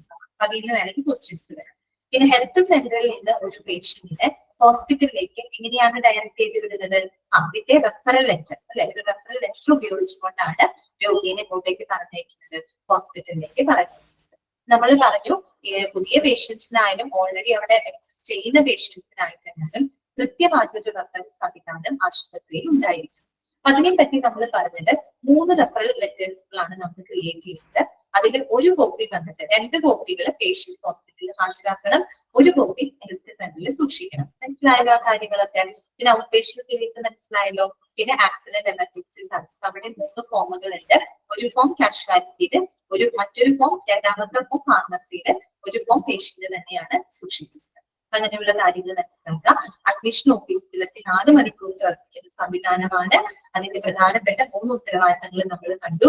ഡയറക്റ്റ് അഡ്മിഷൻ അല്ലെ, 2 മണിക്കൂറിനുള്ളിൽ ആ ഒരു കേസ് രജിസ്റ്റർ ചെയ്യാനുള്ള ഉത്തരവാദിത്തം ആർക്കാണുള്ളത്? വാർഡ് മാനേജർക്കാണ് ഉള്ളത് കേട്ടോ.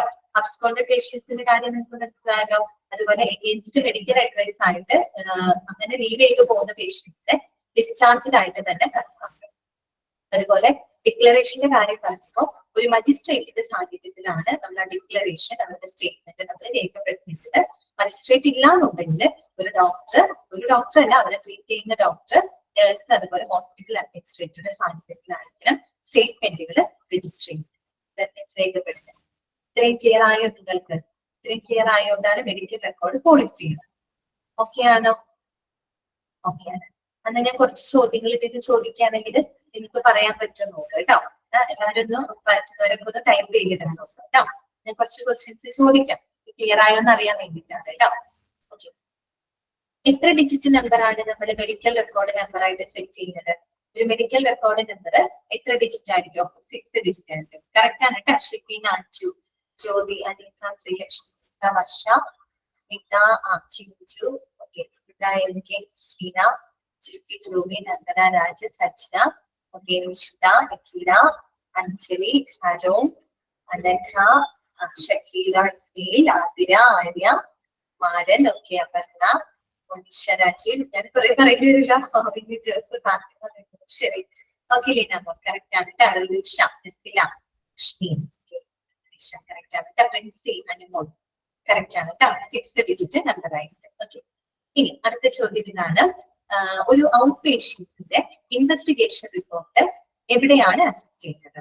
ഒരു ഔട്ട് പേഷ്യന്റിന്റെ ഇൻവെസ്റ്റിഗേഷൻ അഥവാ ഡയഗ്നോസ്റ്റിക് റിപ്പോർട്ട് എവിടെയാണ് അക്സെപ്റ്റ് ചെയ്യുന്നത്?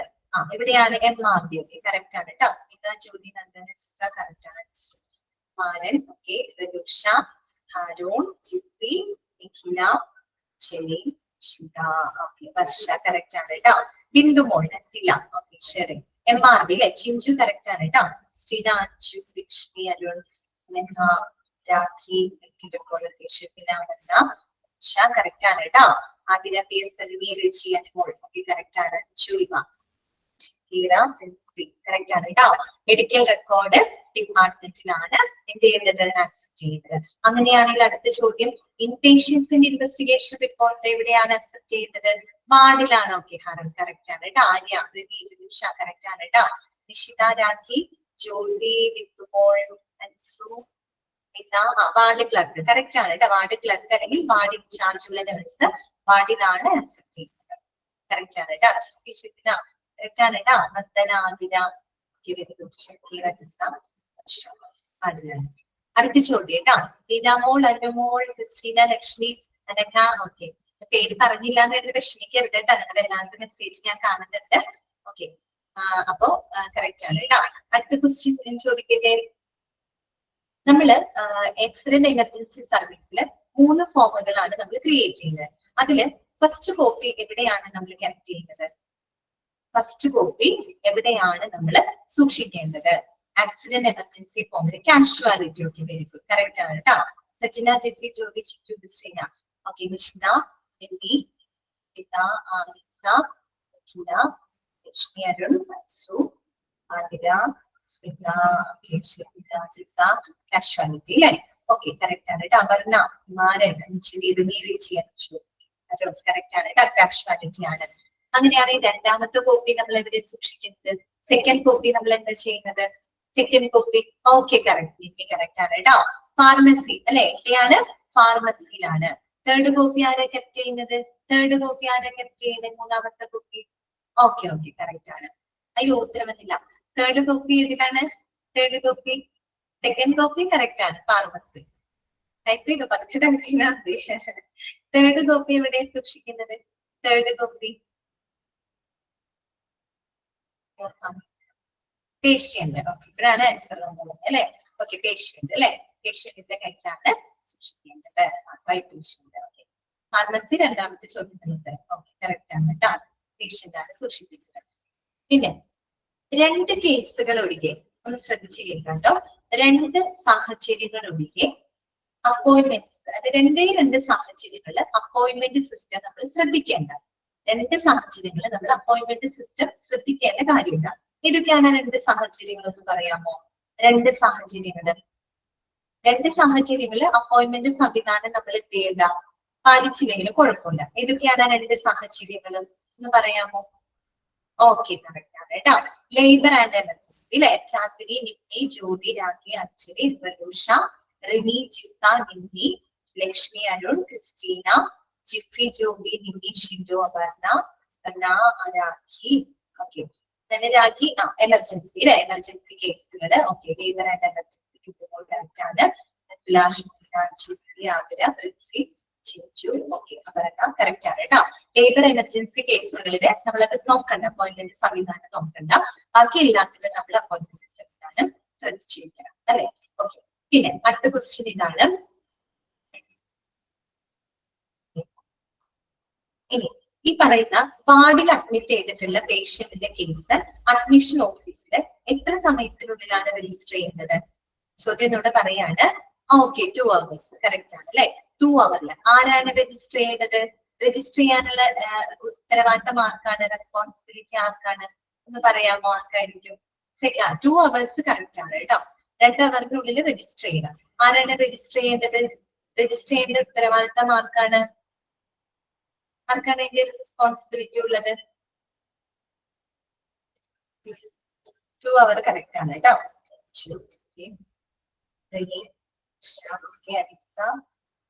Ward manager correct. Jyothi, Lakshmi, Athira, Smitha, Rini, Richie, Rakhi, Shino, അച്ഛനെ കറക്റ്റ് ആണ് കേട്ടോ. മാനേജർ, വാർഡ് മാനേജർ അല്ലെ. ക്രിസ്റ്റീന, വലൂഷ, ജിഫി, ഷിത, അപർണ കറക്റ്റ് ആണ് കേട്ടോ. അജിസ്ത, നന്ദന, കുമാരൻ, സച്ചിന, അഞ്ജു, കറക്റ്റ് ആണ് കേട്ടോ. ആർക്കാണ്? വാർഡ് മാനേജർക്കാണ് അല്ലെ. വാർഡ് മാനേജർക്കാണ്. ഇനി ഓക്കെ, കറക്റ്റ് ആണ് കേട്ടോ. അടുത്ത ക്വസ്റ്റ്യൻ ഇതാണ്. ഒരു രോഗിക്ക് തന്റെ മരണമൊഴി ആരുടെ സാന്നിധ്യത്തിലാണ് രേഖപ്പെടുത്തേണ്ടത്? ഒരു രോഗിയുടെ സ്റ്റേറ്റ്മെന്റ് അല്ലെ, അവരുടെ ഡെത്ത് സ്റ്റേറ്റ്മെന്റ് ഒരു ഡിക്ലറേഷൻ ആരുടെ പ്രസൻസിലാണ് രജിസ്റ്റർ ചെയ്യേണ്ടത്? യെസ്, കറക്റ്റ് ആണ്, മജിസ്ട്രേറ്റ് അല്ലെ, മജിസ്ട്രേറ്റിന്റെ സാന്നിധ്യത്തിലാണ് രജിസ്റ്റർ ചെയ്യേണ്ടത്. ഓക്കെ, അടുത്ത ചോദ്യം ഞാൻ ചോദിക്കുന്നില്ല, കാര്യം നിങ്ങൾ 3 ടൈപ്പ് ചെയ്ത് വരും അല്ലെ. 3 ആരാന്നുള്ളത് നിങ്ങൾ മനസ്സിലാക്കി വെക്കാം കേട്ടോ. ആരൊക്കെയാണ്? ഡോക്ടർ ഉണ്ടായിരിക്കും, നഴ്സ് ഉണ്ടായിരിക്കും, അതുപോലെ ഒരു ഹോസ്പിറ്റൽ അഡ്മിനിസ്ട്രേറ്റർ. അവരുടെ സാന്നിധ്യത്തിലാണ് രജിസ്റ്റർ ചെയ്യുന്നത്. ആരില്ലെങ്കിൽ, മജിസ്ട്രേറ്റ് ഇല്ലെങ്കിൽ കേട്ടോ, അത് പ്രത്യേകം നോട്ട് ചെയ്യാം. മജിസ്ട്രേറ്റിന്റെ സാന്നിധ്യത്തിൽ ഈ പറയുന്ന 3 പേരുടെ സാന്നിധ്യത്തിലാണ് നമ്മൾ രജിസ്റ്റർ ചെയ്യുന്നത്. ഓക്കെ, ക്ലിയർ ആണല്ലോ?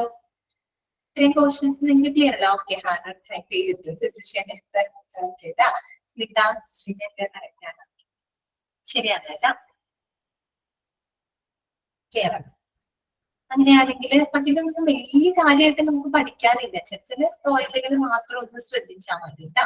RFL ലെറ്റർ 3 ലെറ്റർ ഉണ്ട്, അതിൽ 2 ലെറ്റർ ഇവിടെ സൂക്ഷിക്കുന്നു, എവിടേക്കാണ് സൂക്ഷിക്കുന്നത് അതൊക്കെ ഒന്ന് നോട്ട് ചെയ്യാൻ പഠിക്കുന്നു. അതുപോലെ എമർജൻസി സർവീസിൽ ആ 3 ഫോമുകളൊക്കെ എവിടേക്കാണ് സൂക്ഷിക്കുന്നത്, പിന്നെ അങ്ങനെയുള്ളതൊക്കെ ഒന്ന് നോട്ട് ചെയ്ത് പഠിച്ചാൽ മതി കേട്ടോ. അടുത്ത ഭാഗത്തോട്ട് നമുക്ക് പോവാം. ബോറടിക്കുന്നുണ്ട് നിങ്ങൾക്ക്? 12 മണി വരെ ഉള്ളൂ കേട്ടോ ക്ലാസ്. ബോറടിക്കുന്നിട്ടോ നിങ്ങൾക്ക്?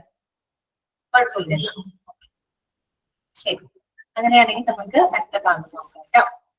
അടുത്ത നോക്കാം, കംപ്ലീഷൻ ഓഫ് മെഡിക്കൽ റെക്കോർഡ്സ് കേട്ടോ.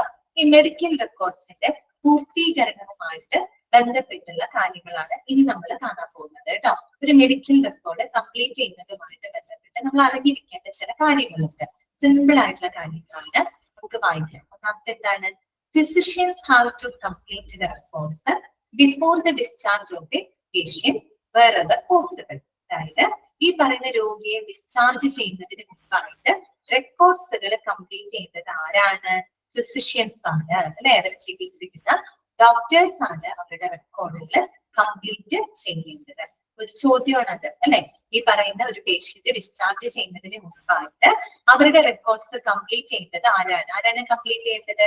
ഡോക്ടേഴ്സ് ആണ് അല്ലെ, ഫിസിഷ്യൻസ് ആണ് കംപ്ലീറ്റ് ചെയ്യുന്നത്. Otherwise they have to visit the medical record department continually to inspect all these discharge records for completion. അതുകൊണ്ടെങ്കിൽ എന്ത് ചെയ്യണം? അല്ലാത്ത രീതിയിൽ ഈ പറയുന്ന ഫിസിഷ്യൻസ് മെഡിക്കൽ റെക്കോർഡ് ഡിപ്പാർട്ട്മെന്റിൽ അവര് എന്ത് ചെയ്യണം? അവിടെ പോയി അവരെല്ലാം പരിശോധിച്ച് റെക്കോർഡ് കംപ്ലീറ്റ് ചെയ്യാനുള്ള എല്ലാ എഫർട്ടും അവരാണ് ചെയ്യേണ്ടത് കേട്ടോ. അവരതിനുള്ള എഫർട്ടുകൾ അവരാണത് കംപ്ലീറ്റ് ചെയ്യേണ്ടത്. പിന്നെ പറയുന്നത് അടുത്തതൊരു ഇമ്പോർട്ടന്റ് ചോദ്യമാണ്, ഒന്ന് ശ്രദ്ധിക്കാം. മൂന്നാമത്തെ പോയിന്റിന് ക്വസ്റ്റ്യൻ വരാറുണ്ട്. Patient records must not have been kept incomplete for more than 30 days. ആ 30 days എന്നുള്ളത് അണ്ടർലൈൻ ചെയ്ത് വെച്ചോ കേട്ടോ. എന്നിട്ട് വേണമെങ്കിൽ 30 അക്കത്തിൽ എഴുതി വെച്ചോ, പെട്ടെന്ന് നോട്ട് ചെയ്യാൻ വേണ്ടിയിട്ടാണ് കേട്ടോ. 30 days എന്നുള്ളത് അണ്ടർലൈൻ ചെയ്ത് വെക്കാം. എന്താണ് അവിടെ പറയുന്നത്? Patient records must not have been kept incomplete for more than 30 days. അതായത് 30 ദിവസത്തിൽ കൂടുതൽ ഒരു പേഷ്യന്റിന്റെ റെക്കോർഡ് ഇൻകംപ്ലീറ്റ് ആയിട്ടിരിക്കാൻ പാടുള്ളതല്ല. മനസ്സിലായോ? ചുരുക്കി പറഞ്ഞാല് മാക്സിമം 30 ദിവസത്തിനുള്ളിൽ എന്ത് കംപ്ലീറ്റ് ചെയ്തിരിക്കണം? പേഷ്യന്റിന്റെ റെക്കോർഡ് കംപ്ലീറ്റ് ചെയ്തിരിക്കണം. അപ്പൊ ആ ഡേ വരെ നിങ്ങളോട് ചോദിക്കാം. 2 രീതിയിൽ നിങ്ങളോട് ചോദിക്കാം. എത്ര ദിവസത്തിൽ കൂടുതൽ ഒരു പേഷ്യന്റ് റെക്കോർഡ് കംപ്ലീറ്റ് ആയിട്ട് ഇരിക്കാൻ പാടില്ല?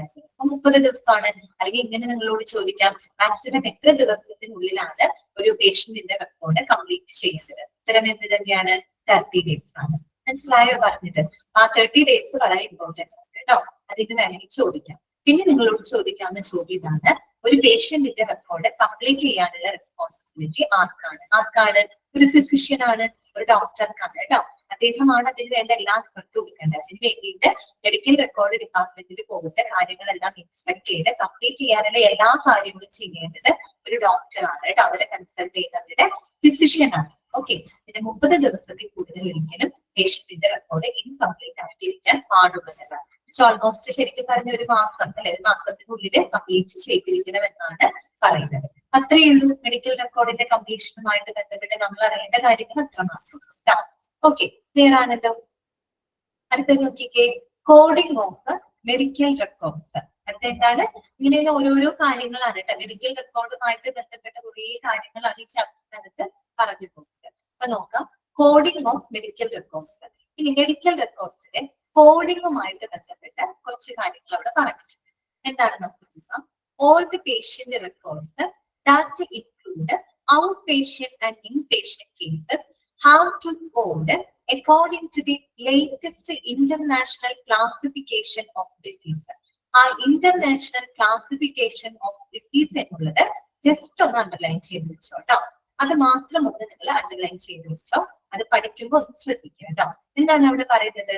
എല്ലാ പേഷ്യന്റിന്റെ റെക്കോർഡ്സ്, ഈ പറയുന്ന ഔട്ട് പേഷ്യൻസ് ആയിക്കോട്ടെ ഇൻപേഷ്യൻസ് ആയിക്കോട്ടെ, അവരുടെ എല്ലാ റെക്കോർഡ്സുകളും പേഷ്യന്റിന്റെ റെക്കോർഡുകളെല്ലാം തന്നെ ഏറ്റവും ലേറ്റസ്റ്റ് ആയിട്ടുള്ള ഇന്റർനാഷണൽ ക്ലാസിഫിക്കേഷൻ ഓഫ് ഡിസീസ്, ആ ഒരു ക്ലാസിഫിക്കേഷൻ പ്രകാരം കോഡ് ചെയ്തിരിക്കണം എന്നാണ് പറയുന്നത്. അതാണ് കോഡ് ചെയ്യണം. ഏത് പ്രകാരമാണ്? Latest international classification of disease, ICD എന്നാണ് നമുക്ക് ചുരുക്കി പറയാം. എന്താണ് പറയാ? ICD എന്നാണ് പറയാ. ICDയുടെ ഫുൾ ഫോം ആണ് കേട്ടോ, ഇന്റർനാഷണൽ ക്ലാസിഫിക്കേഷൻ ഓഫ് ഡിസീസ്. ഇത് നിങ്ങൾ വീണ്ടും പഠിക്കും. എവിടെയാണെന്നറിയോ? നിങ്ങൾക്ക് ഇനി ക്വാളിറ്റി അഷുറൻസ് ആണ്. ക്വാളിറ്റി അഷുറൻസ് ലാബ് NABH എടുത്തോ? ആ ചാപ്റ്റർ തുടങ്ങിയോ നിങ്ങൾക്ക്? എടുക്കുന്നത് ക്വാളിറ്റി അഷുറൻസ് എടുത്തിരുന്നോ? തുടങ്ങിയോ അത് ആ ചാപ്റ്റർ? നിങ്ങൾക്ക് ക്വാളിറ്റി അഷുറൻസ് തുടങ്ങിയോ? തുടങ്ങിയിട്ടില്ല. ഓക്കെ, അതിനകത്തുണ്ട് കേട്ടോ. അതിനകത്ത് ഇങ്ങനെ പറഞ്ഞു പോകുന്നുണ്ട് ICD എന്ന് പറയുമ്പോൾ. പിന്നെ മിസ് പഠിപ്പിക്കുമ്പോൾ നിങ്ങൾ ആ ഭാഗത്തോട്ട് വരുമ്പോ ഇതൊന്ന് ഓർത്താൽ മതി കേട്ടോ. International classification of disease, ICD എന്നാണ് പറയാ കേട്ടോ. എന്താണെന്നറിയോ ICD കോഡിംഗ് എന്ന് പറയുന്നത്? ICD കോഡിംഗ് എന്ന് പറഞ്ഞ വലിയൊരു സംഭവമാണ്. അത് എന്ന് വെച്ച് പറഞ്ഞാല് വലിയൊരു ഏരിയ ആണ്, വലിയൊരു ഫീൽഡ് ആണ് അത്. ICD coding, international classification of disease.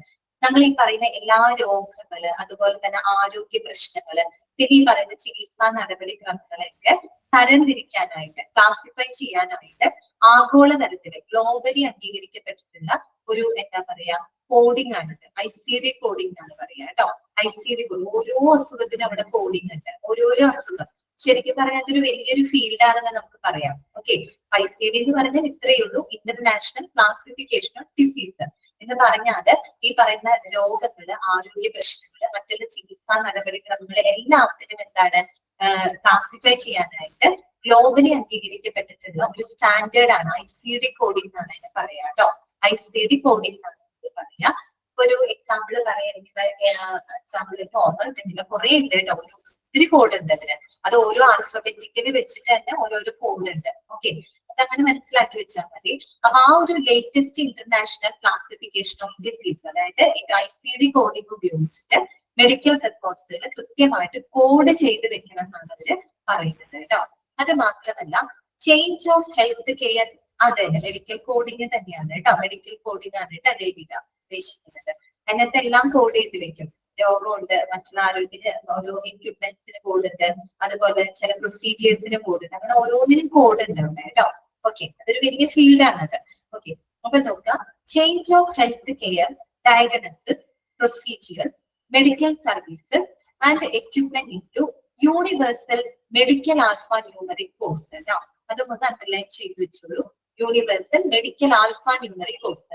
ഈ പറയുന്ന ഹെൽത്ത് കെയർ പരിചരണങ്ങള്, അതുപോലെ രോഗനിർണയങ്ങള്, പ്രൊസീജിയറുകള്, മെഡിക്കൽ സേവനങ്ങള്, എക്യുപ്മെന്റ്സുകള്, ഇതിനെല്ലാം തന്നെ ഒരു യൂണിവേഴ്സൽ ആൽഫ ന്യൂമറിക് കോഡിലൊക്കെ ചേഞ്ച് ചെയ്യണമെന്നാണ് പറയുന്നത്. മൊത്തത്തിൽ കോഡ് ചെയ്യുന്നത്. ആൽഫ ന്യൂമറിക് കോഴ്സ് എന്ന് പറയുന്നത് എന്താണ്? അവിടെ ലെറ്റേഴ്സും വരുന്നുണ്ട്, നമ്പേഴ്സും വരുന്നുണ്ട്. ഒരു എക്സാമ്പിൾ പറയുകയാണെങ്കിൽ H080 ഒരു കോഡാണത്, ആൽഫ ന്യൂമറിക് കോഡാണ്. എന്നിട്ട് ഈ പറയുന്ന ഗാസ്ട്രോ എൻട്രൈറ്റിക് പ്രോബ്ലം ഒക്കെ ഉണ്ടല്ലോ, അതിനെയൊക്കെ കോഡ് ചെയ്യുന്നതാണ്. അതിന്റെ ഒരു കോഡിംഗ് ആണ് കേട്ടോ. H080. H എന്ന് പറയുന്ന ഒരു ആൽഫബറ്റ് ഉണ്ട് അതിനകത്ത് അല്ലെ, ലെറ്ററും വരുന്നുണ്ട്, നമ്പറും വരുന്നുണ്ട്. അപ്പൊ അത്തരത്തിലുള്ള ഒരു അങ്ങനെ ഓരോന്നുണ്ട് കേട്ടോ, ഒരുപാടുണ്ട് അതിനകത്ത്. അപ്പൊ ഇത്തരത്തിലുള്ള ഒരു യൂണിവേഴ്സൽ മെഡിക്കൽ ആൽഫ ന്യൂമറിക് കോഡിലൂടെ ഈ പറയുന്ന നമ്മുടെ പരിചരണങ്ങളായിക്കോട്ടെ, പ്രൊസീജിയേഴ്സ് ആയിക്കോട്ടെ, മെഡിക്കൽ സേവനങ്ങൾ, മെഡിക്കൽ എക്യുപ്മെന്റ്സ് എല്ലാം തന്നെ ഇത്തരത്തിലുള്ള ആൽഫ ന്യൂമറിക് കോഡ്സിലേക്ക് ചേഞ്ച് ചെയ്തിരിക്കണം. ടോട്ടലി എന്താണ് കോഡ് ചെയ്യണം എന്നിട്ട് പറയുന്നത് കേട്ടോ. ക്ലിയർ ആയോ? അപ്പൊ നിങ്ങളോട് ചോദിക്കാം കേട്ടോ, പേഷ്യന്റ് റെക്കോർഡ്സിനെ ഏത് പ്രകാരമാണ് കോഡ് ചെയ്യേണ്ടത്? ICD കോഡിംഗ് ആണ് കേട്ടോ. ICD ആൽഫ ന്യൂമറിക് കോഡ്സ് ഉപയോഗിച്ചിട്ടാണ് കോഡ് ചെയ്യുന്നത്. ഇത്രയുള്ളൂ എന്ന് പറഞ്ഞത് കേട്ടോ. ഈ ICD നിങ്ങൾ വരൂ കേട്ടോ. ആ സമയത്ത് നിങ്ങൾ ഓർത്താൽ മതി, ക്വാളിറ്റി അഷുറൻസ് ലാബിനകത്ത് വരുന്നുണ്ട് ICD കോഡിംഗ് എന്നൊക്കെ പറഞ്ഞ് വരുന്നുണ്ട്. അപ്പൊ ഇത് ഓർക്കാം കേട്ടോ. ICDയുടെ ഫുൾ ഫോം ഇപ്പൊ തന്നെ പഠിച്ചു വെച്ചോളൂ. International classification of disease. ഇതാണ് international classification of disease. Clear ആണല്ലോ. അടുത്തതാണ് മിസ്സിംഗ് റെക്കോർഡ്സ് കേട്ടോ. റെക്കോർഡ്സ് മിസ്സാവുന്നതുമായിട്ട് ബന്ധപ്പെട്ട കാര്യങ്ങൾ. അതിനകത്ത് ഇങ്ങനെ കുറച്ച് എഴുതിയിട്ടുള്ളത് ഒന്നുമില്ല അതിനകത്ത് പറയുന്നത്. അതായത് റെക്കോർഡുകൾ മിസ്സായി കഴിഞ്ഞാൽ എന്താണ് ചെയ്യേണ്ടത് അതിനെ പറ്റിയാണ് അവിടെ പറയുന്നത്. റെക്കോർഡുകൾ പലപ്പോഴും മിസ്സാവും. നമുക്കറിയാലോ, ഒരു ഹോസ്പിറ്റൽ എന്ന് പറയുമ്പോൾ ഒരുപാട് രോഗികൾ ഡെയിലി വരുന്നുണ്ട്. ഓരോ രോഗിയുടെ മെഡിക്കൽ റെക്കോർഡ്സ് അവിടെ കീപ്പ് ചെയ്യേണ്ടതുണ്ട്. ഈ പറയുന്നത് നഷ്ടപ്പെട്ടു പോകാനുള്ള, മിസ്സായി പോകാനുള്ള ചാൻസും വളരെയധികം കൂടുതലാണ് അല്ലെ. അപ്പൊ അങ്ങനെ മിസ്സായി പോയി കഴിഞ്ഞാൽ എന്തെല്ലാമാണ് അവിടെ ചെയ്യേണ്ടത് എന്നാണ് അവിടെ എഴുതിയിട്ടുള്ളത്. അപ്പൊ മെഡിക്കൽ റെക്കോർഡ്സ് പല കാരണങ്ങൾ കൊണ്ട് മിസ്സാവാം. ഒന്നിലേക്ക് നമ്മൾ ശരിയായിട്ടുള്ള രീതിയിൽ അത് സൂക്ഷിച്ചു വെച്ചിട്ടുണ്ടാവില്ല, ശരിയായ സ്ഥലത്ത് നമ്മൾ പ്രോപ്പറായിട്ട് കീപ്പ് ചെയ്തിട്ടുണ്ടാവില്ല. അങ്ങനെയൊക്കെ നമുക്ക് മെഡിക്കൽ റെക്കോർഡ്സ് മിസ്സായി പോകാം അല്ലെ. അപ്പോ അങ്ങനെ സംഭവിക്കുമ്പോൾ ഒരു മെഡിക്കൽ റെക്കോർഡ് ഇല്ലാതെ നമുക്കൊരു രോഗിക്ക് ട്രീറ്റ്മെന്റ് കൊടുക്കാന്നുള്ളത് വളരെ ഡിഫിക്കൽട്ട് ആയിട്ടുള്ള ഒരു കാര്യമാണ്. ഓക്കെ, ഒരു മെഡിക്കൽ റെക്കോർഡ് വളരെ ഇമ്പോർട്ടന്റ് ആണെന്നുള്ളത് നമുക്ക് ഇത്രയും പഠിച്ചപ്പോൾ മനസ്സിലായി. ഒരു മെഡിക്കൽ റെക്കോർഡ് ഇല്ലാതെ ഒരു രോഗിക്ക് ട്രീറ്റ്മെന്റ് കൊടുക്കാന്നുള്ളത് വളരെ ബുദ്ധിമുട്ടുള്ള ഒരു കാര്യമാണ്. അപ്പൊ അങ്ങനെയുള്ള സാഹചര്യത്തിൽ നമ്മൾ എന്ത് ചെയ്യും? മെഡിക്കൽ റെക്കോർഡ് ഇല്ലാതെ നമ്മൾ എന്ത് ചെയ്യും? സ്വാഭാവികമായിട്ടും നമ്മൾ ആ പ്രശ്നം മെഡിക്കൽ റെക്കോർഡ് ഡിപ്പാർട്ട്മെന്റിൽ അറിയിക്കും അല്ലെ. അവരാണ് ഏറ്റവും റെസ്പോൺസിബിൾ ആയിട്ടുള്ള ഡിപ്പാർട്ട്മെന്റ്. അപ്പൊ അവരെ നമ്മൾ അറിയിക്കും. അവിടുത്തെ റെസ്പോൺസിബിൾ ഓഫീസർ ആരാണ്? MRO ആണ് അല്ലെ, മെഡിക്കൽ റെക്കോർഡ് ഓഫീസർ ആണ്. അപ്പൊ അദ്ദേഹം എന്താണ് അത്തരം സാഹചര്യത്തിൽ സജസ്റ്റ് ചെയ്യാന്ന് വെച്ചാല്, ആ മിസ്സായിട്ടുള്ള റെക്കോർഡ് ഉണ്ടല്ലോ, അതിന്റെ സിമിലർ ID നമ്പർ, ആ similar medical record number ID ഉപയോഗിച്ചിട്ട് ഒരു ഡ്യൂപ്ലിക്കേറ്റ് മെഡിക്കൽ റെക്കോർഡ് ഉണ്ടാക്കാനായിട്ട് അയാൾ സജസ്റ്റ് ചെയ്യും. മനസ്സിലായോ? മിസ്സായി പോയി കഴിഞ്ഞാൽ നമുക്ക് വേറെ ഒന്നും ചെയ്യാനില്ല. അതേ നമ്പർ, അതായത് മിസ്സായിട്ടുള്ള അതേ മെഡിക്കൽ റെക്കോർഡ് നമ്പർ വെച്ചിട്ട് ഒരു ഡ്യൂപ്ലിക്കേറ്റ് മെഡിക്കൽ റെക്കോർഡ് ക്രിയേറ്റ് ചെയ്യുന്നതായിട്ട് വരും. ഓക്കെ, പക്ഷെ അങ്ങനെ ഡ്യൂപ്ലിക്കേറ്റ് മെഡിക്കൽ റെക്കോർഡ് ഉണ്ടാക്കി കഴിഞ്ഞാൽ അത് എന്ത് ചെയ്ത് വെക്കില്ല? ഫയൽ ചെയ്ത് വെക്കില്ല. പക്ഷെ അത് സൂക്ഷിക്കും. ആരാണ് സൂക്ഷിക്കുന്നത്? മെഡിക്കൽ റെക്കോർഡ് ഓഫീസർ തന്നെയാണ് സൂക്ഷിക്കുന്നത്. പക്ഷെ അതോടൊപ്പം തന്നെ ഒറിജിനൽ ട്രാക്ക് ചെയ്യാനുള്ള ശ്രമങ്ങളും ആയിട്ടൊക്കെ അവർ നടത്തും. ഓക്കെ, ഒറിജിനൽ റെക്കോർഡ് തന്നെ കിട്ടണം. ഒറിജിനൽ റെക്കോർഡിന് വേണ്ടിയിട്ടുള്ളത് അവരത് അപ്പം തന്നെ അന്വേഷിക്കുന്നുണ്ടാവും. ഇനി ആ ഒറിജിനൽ റെക്കോർഡ് കിട്ടിക്കഴിഞ്ഞാല്, മിസ്സായി പോയ ഒറിജിനൽ റെക്കോർഡ് കിട്ടിക്കഴിഞ്ഞാല് അതിന്റെ കൂടെ ഈ ഡ്യൂപ്ലിക്കേറ്റ് റെക്കോർഡ് കൂടെ കമ്പൈൻ ചെയ്തിട്ട് ഒരുമിച്ച് എന്ത് ചെയ്ത് വെക്കും? ഫയൽ ചെയ്ത് വെക്കും. മനസ്സിലായോ പറഞ്ഞ കാര്യങ്ങൾ? അതായത് മെഡിക്കൽ റെക്കോർഡ് മിസ്സായി കഴിഞ്ഞാല് സ്വാഭാവികമായിട്ടും നമ്മൾ മെഡിക്കൽ റെക്കോർഡ് ഡിപ്പാർട്ട്മെന്റിൽ അറിയിക്കും. മെഡിക്കൽ റെക്കോർഡ് ഓഫീസർ എന്ത് പറയുന്ന വെച്ചാല് ആ സിമിലർ നമ്പർ ഉപയോഗിച്ചിട്ട് ഒരു ഡ്യൂപ്ലിക്കേറ്റ് റെക്കോർഡ് ക്രിയേറ്റ് ചെയ്യാനായിട്ട് ആവശ്യപ്പെടും. അപ്പൊ നമ്മൾ എന്ത് ചെയ്യും? ഡ്യൂപ്ലിക്കേറ്റ് റെക്കോർഡ് ക്രിയേറ്റ് ചെയ്യും. അതോടൊപ്പം തന്നെ ഒറിജിനൽ റെക്കോർഡ് ട്രാക്ക് ചെയ്യാനുള്ള കാര്യങ്ങൾ അതോടൊപ്പം തന്നെ നടക്കുന്നുണ്ടാവും. ഇനി ഒറിജിനൽ റെക്കോർഡ് കിട്ടിക്കഴിഞ്ഞാല് ഈ ഡ്യൂപ്ലിക്കേറ്റ് റെക്കോർഡ് അതിന്റെ കൂടെ ഫിക്സ് ചെയ്യും. അതിന്റെ കൂടെ ചേർത്ത് കമ്പൈൻ ചെയ്തിട്ട് അത് രണ്ടും കൂടെ ഒരുമിച്ച് എന്ത് ചെയ്ത് വെക്കും? ഫയൽ ചെയ്ത് വെക്കും. ഈ കാര്യമാണ് അവിടെ എഴുതി വെച്ചേക്കുന്നത്. ഓക്കെ, ഈ പറഞ്ഞ കാര്യം ഉണ്ടല്ലോ, അതാണ് ഇങ്ങനെ ഓരോ പോയിന്റുകളായിട്ട് എഴുതി വെച്ചിരിക്കുന്നത്. വേറെ ഒന്നും അതിനകത്ത് പഠിക്കാൻ. അപ്പൊ നമുക്ക് ജസ്റ്റ് ഒന്ന് വായിക്കാം. Missing records. Some percentage of files do not find in the specific place where they are assumed to be. Okay, സംഭവത്തിന്റെ കാര്യങ്ങളാണ് അല്ലെ. നമ്മളിപ്പോ ഉണ്ടാവുന്ന പറഞ്ഞ സ്ഥലത്ത് നമ്മൾ നോക്കിക്കഴിഞ്ഞാല് ചിലപ്പോൾ അവിടെ ഉണ്ടാവണമെന്നില്ല ഫയൽസ്. പല കാരണങ്ങൾ കൊണ്ട് മിസ്സായി പോവാം അല്ലെ. ഓക്കെ, നമ്മുടെ വീട്ടിലൊക്കെ ഉണ്ടാവുന്ന കാര്യങ്ങളാണ് അല്ലെ.